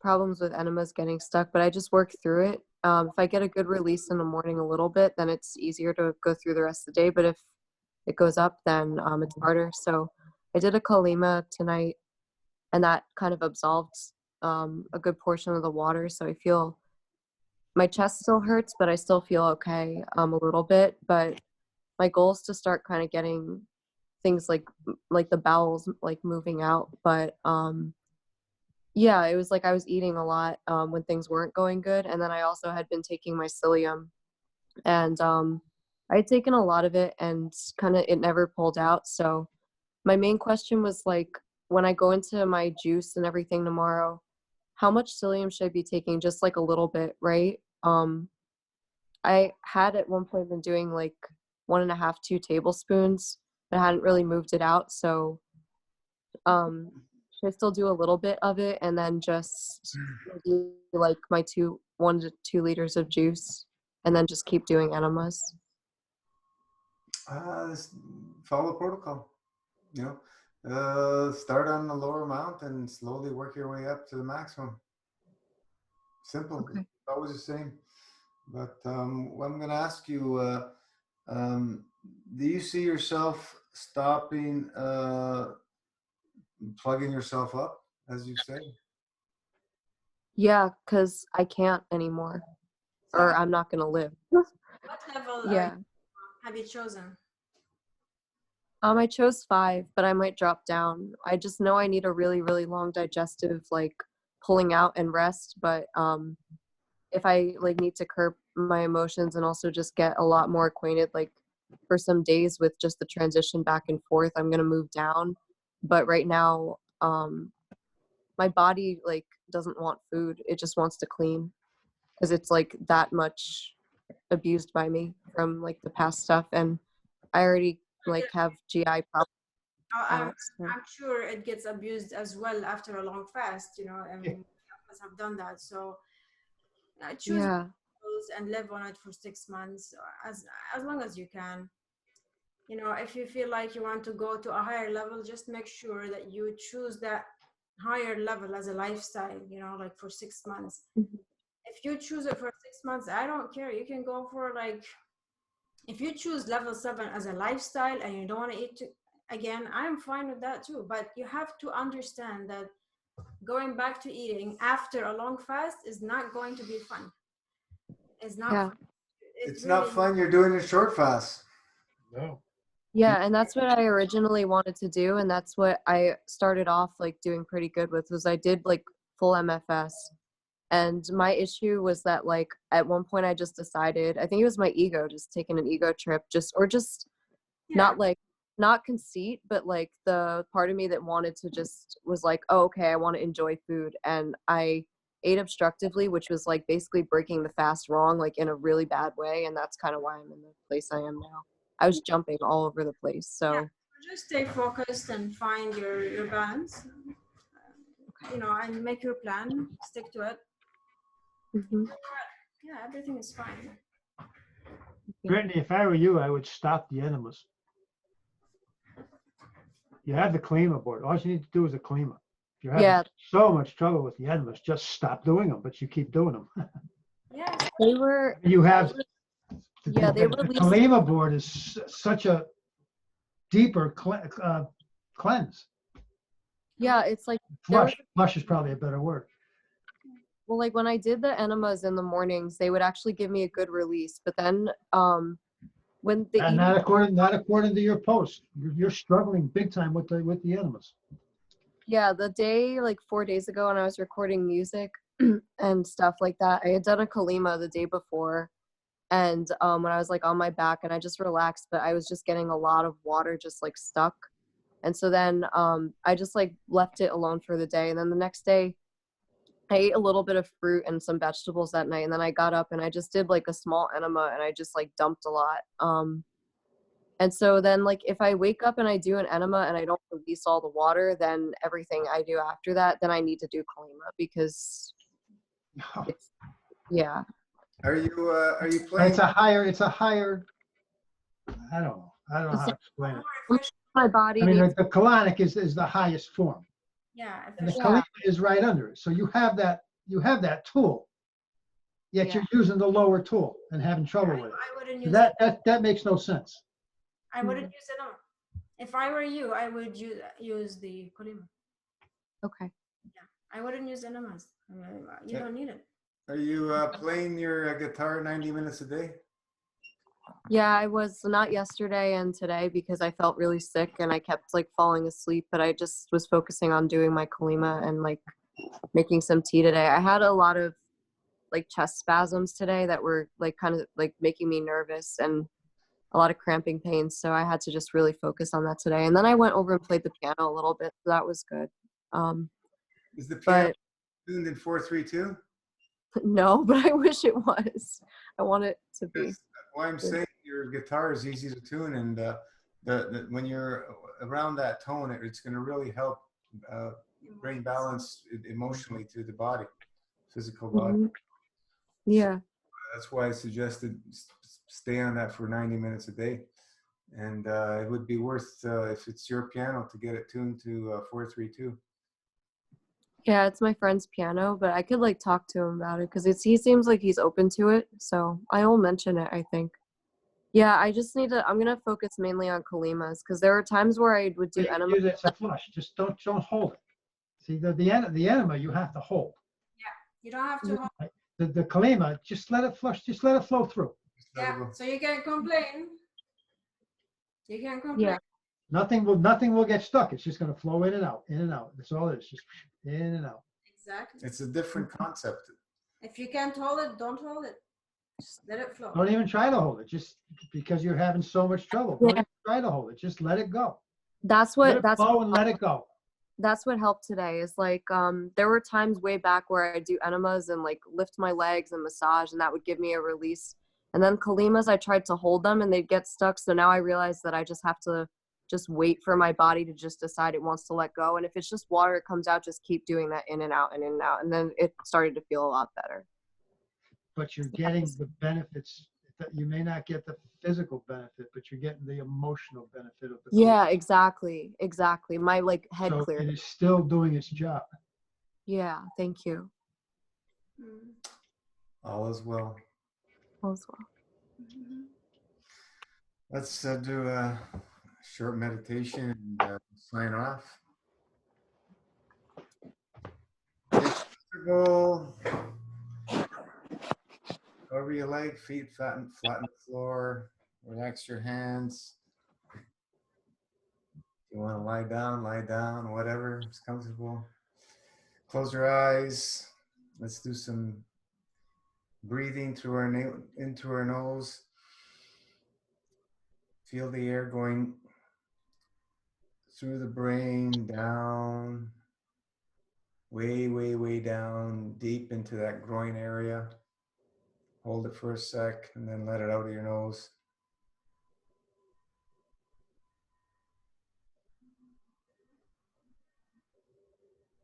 In through the nose.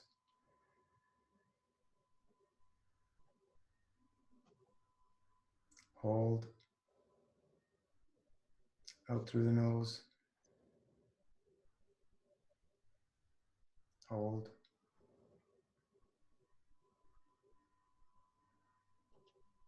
In through the nose.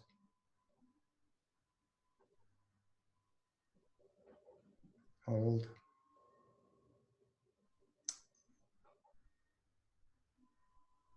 Out through the nose.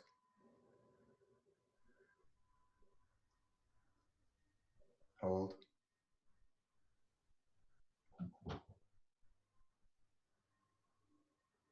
In through the nose.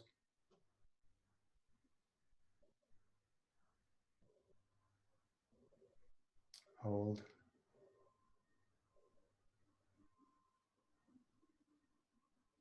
Out through the nose.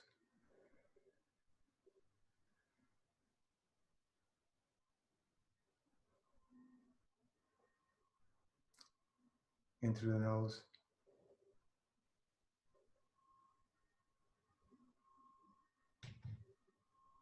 Hold.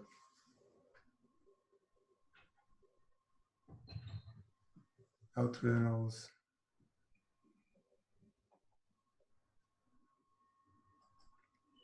Hold.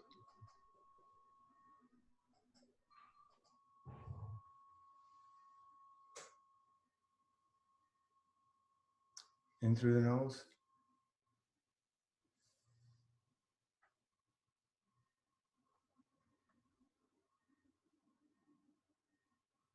And slowly let it out.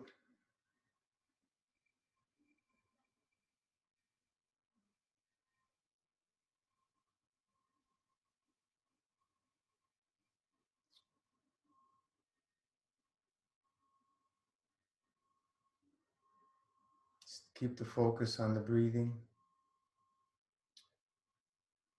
With every breath, we go deeper and deeper. And our vision gets clearer and clearer.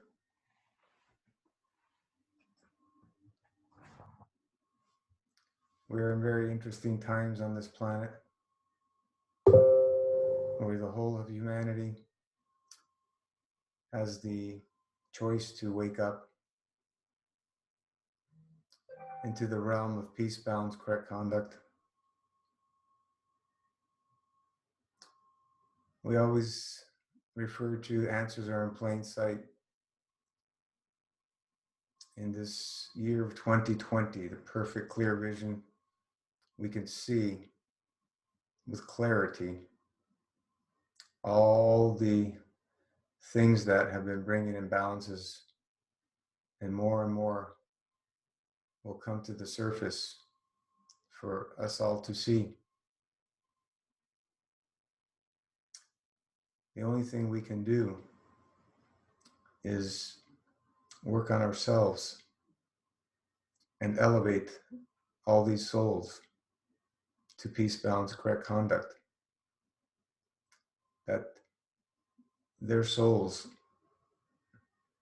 will send a message so strongly to their physicality that they too shall start to follow the peace, balance, correct conduct, or they will not be able to stay within the physical realm anymore. They will have to move on. So they have the choice. It's free will, like we all do. It's difficult to understand how to deal with all these people. You know, when I look back at myself, maybe 30, 40 years ago, you know, you'd want to rip their throats out. But those that never works. You know, violence never works. It's our understanding through the fields of Plath and creation, and seeing how and the whys of the intricacies of creation to sustain itself, that brings us the new light. And we can deal with certain people in this realm in certain ways, but when we focus on the fields, that is where the power of creation comes into play.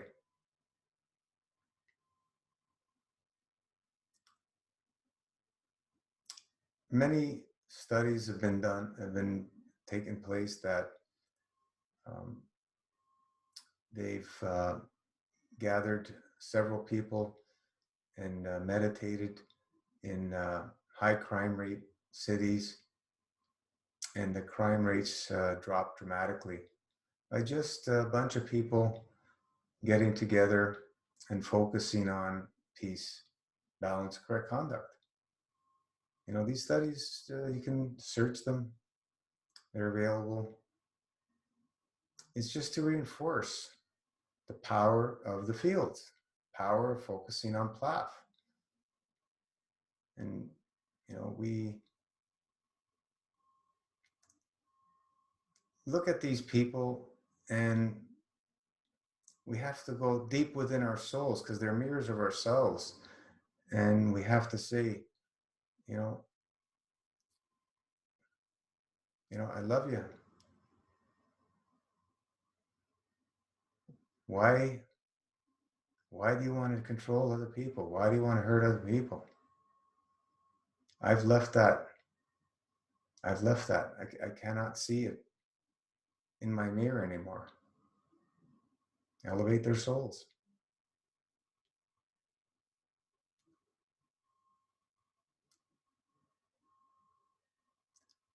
The media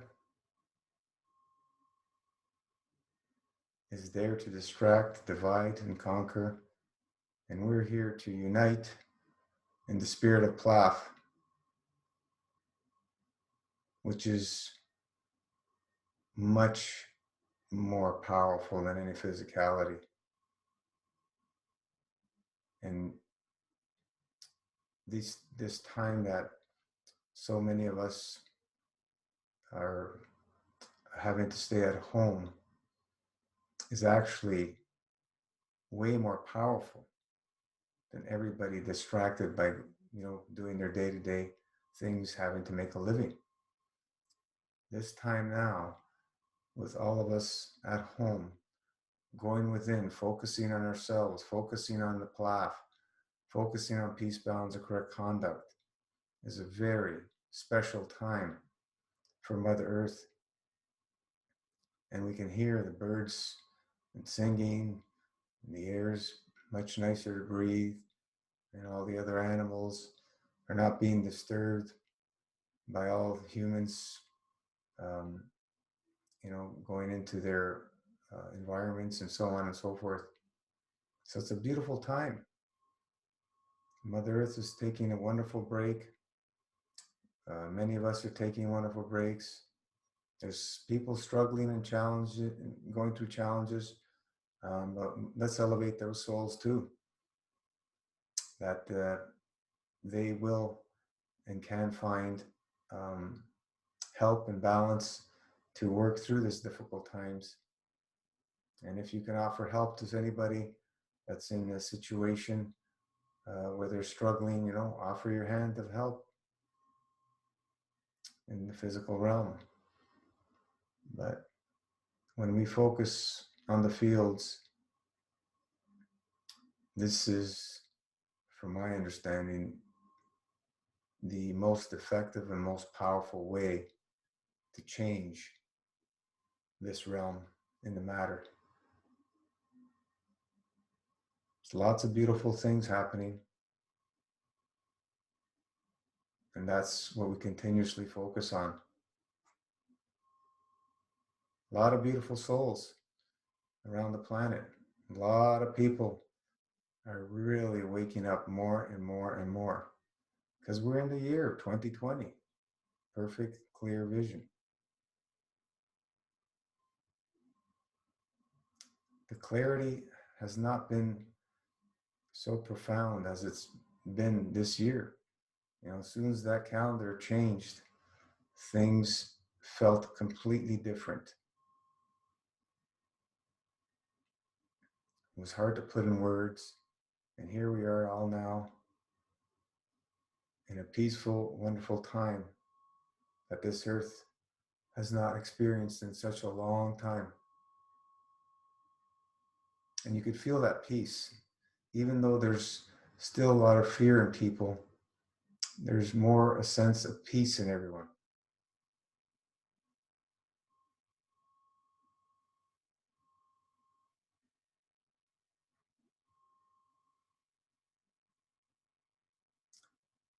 If anybody wants to share anything, feel free to.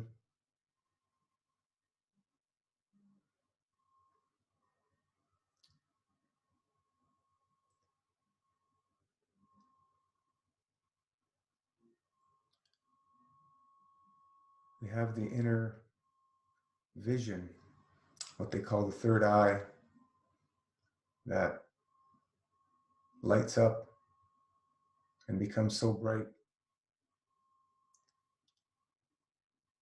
I can see a beautiful donut-shaped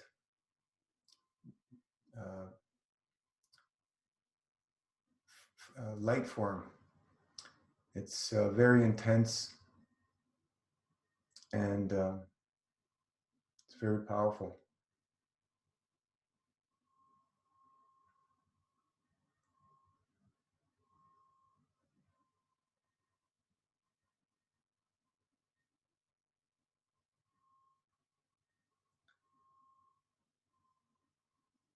In the center, there's always no thing.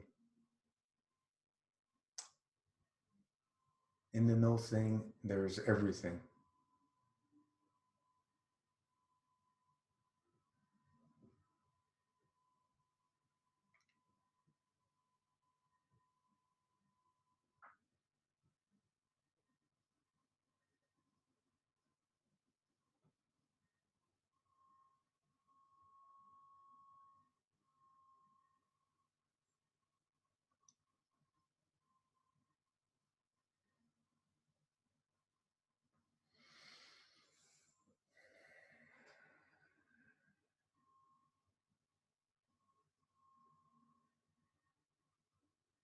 Just focus on the breath.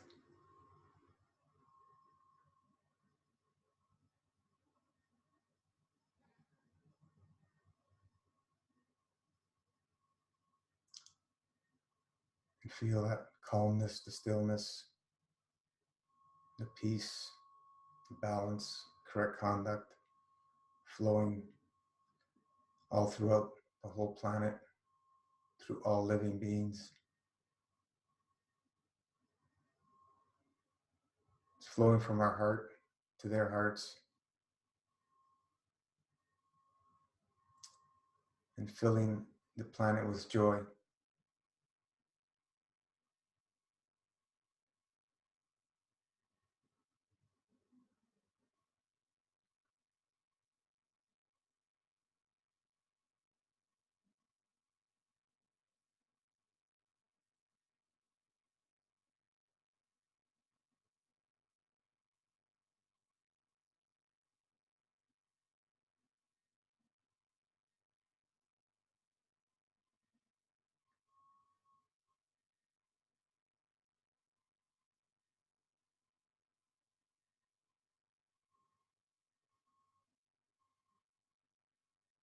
It's a wonderful place to be in the stillness.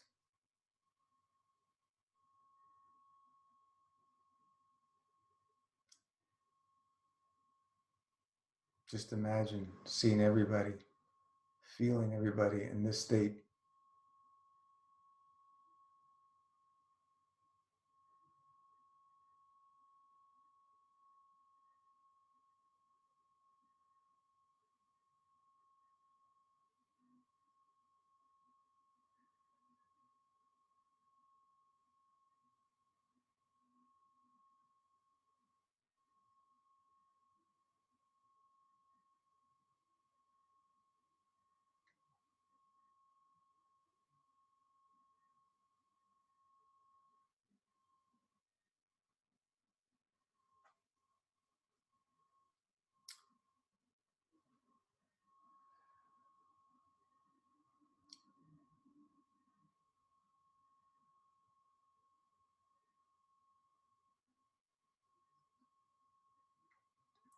Let's keep focusing on that wonderful plasma love always flowing. And every day, 432 AM or PM, take those 9 seconds and get into this state and just send out plaf, make the deposits so that that energy that we all focus on can nourish and feed infinite other people. Simple task, 9 seconds a day at 432. 432 is the number of creation from my understanding. And we accidentally found it's a wave carrier with no time space. Accident, meaning that There is no accidents. It's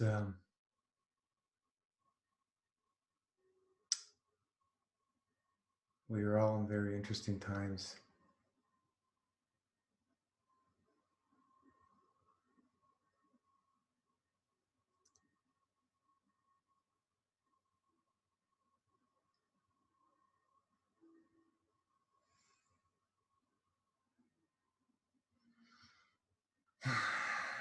Let's slowly come back to our physicality. Take your time opening your eyes, and thank you so much, everyone. It's always a blast to have you all here present. And it's amazing to see more and more people taking 100% full responsibility for their health.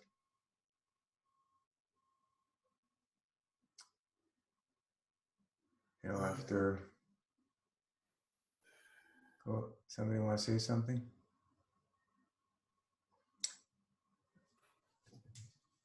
After all these years, it's nice to see that more and more people are going that route.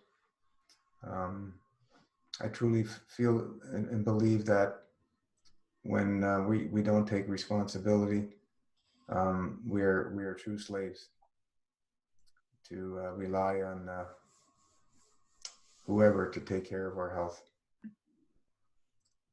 Some fiction, magic pill, potion, or person. It's giving away our power, and I don't think creation allowed us to be here for that. If we are given free will, we have the choice to experience whatever we want. But you know, the magic of seeing your intent and emotion come to fruition is it just shows that we all have the flow of the Creator within us all. We can't be separate.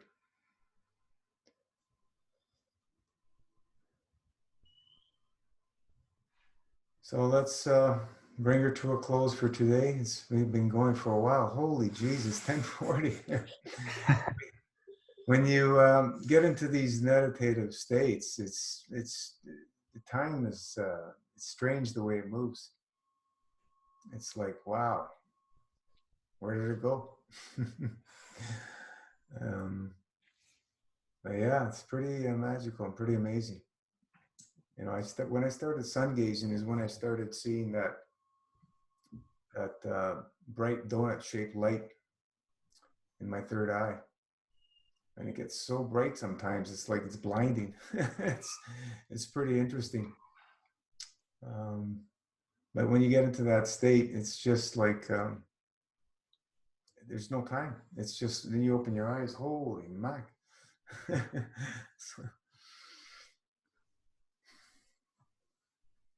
Thanks, Gino. That was great, man. I really appreciate being here.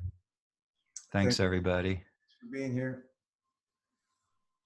Thank you. So if I join the club for $45, that lets me do all the reading, right? Yeah, it's available for the members. Yeah. And then the products are actually through Amazon. It's like the Amazon products are the stuff that MFS doesn't carry. MFS only has the tinctures and tea. We didn't get involved with the other things because they're available in so many places, and it's just too costly for us to ship it. So we have the Amazon links, which most people can use. and then given the circumstances now, the shipping is all pretty normal.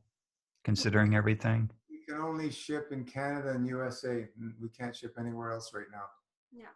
But it's normal in terms of time and.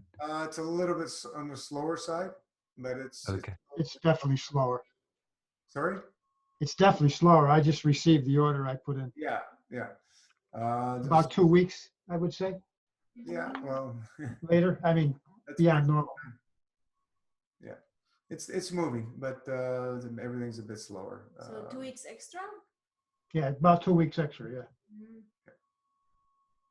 Gina, do you have a European agent or representative? No, we're UK. We're shipping directly UK, but we can't right now. It's we can't ship outside of North America. Okay. Because of the COVID, but Yeah. So my masterclass dream will just have to wait then. Yeah, I'll just do everything else. That's all. yeah. Do the best you can in the situation we're in. Learn about local herbs that are growing and start using some of those, and be prudent. Thanks, guys. It's 10 to 4 in the morning, so I'm going to go to bed now. All right. Thank you, everybody. Good night. Thank you so much. We'll close thank it. you. Good night. Okay. Bye. Bye. Love you.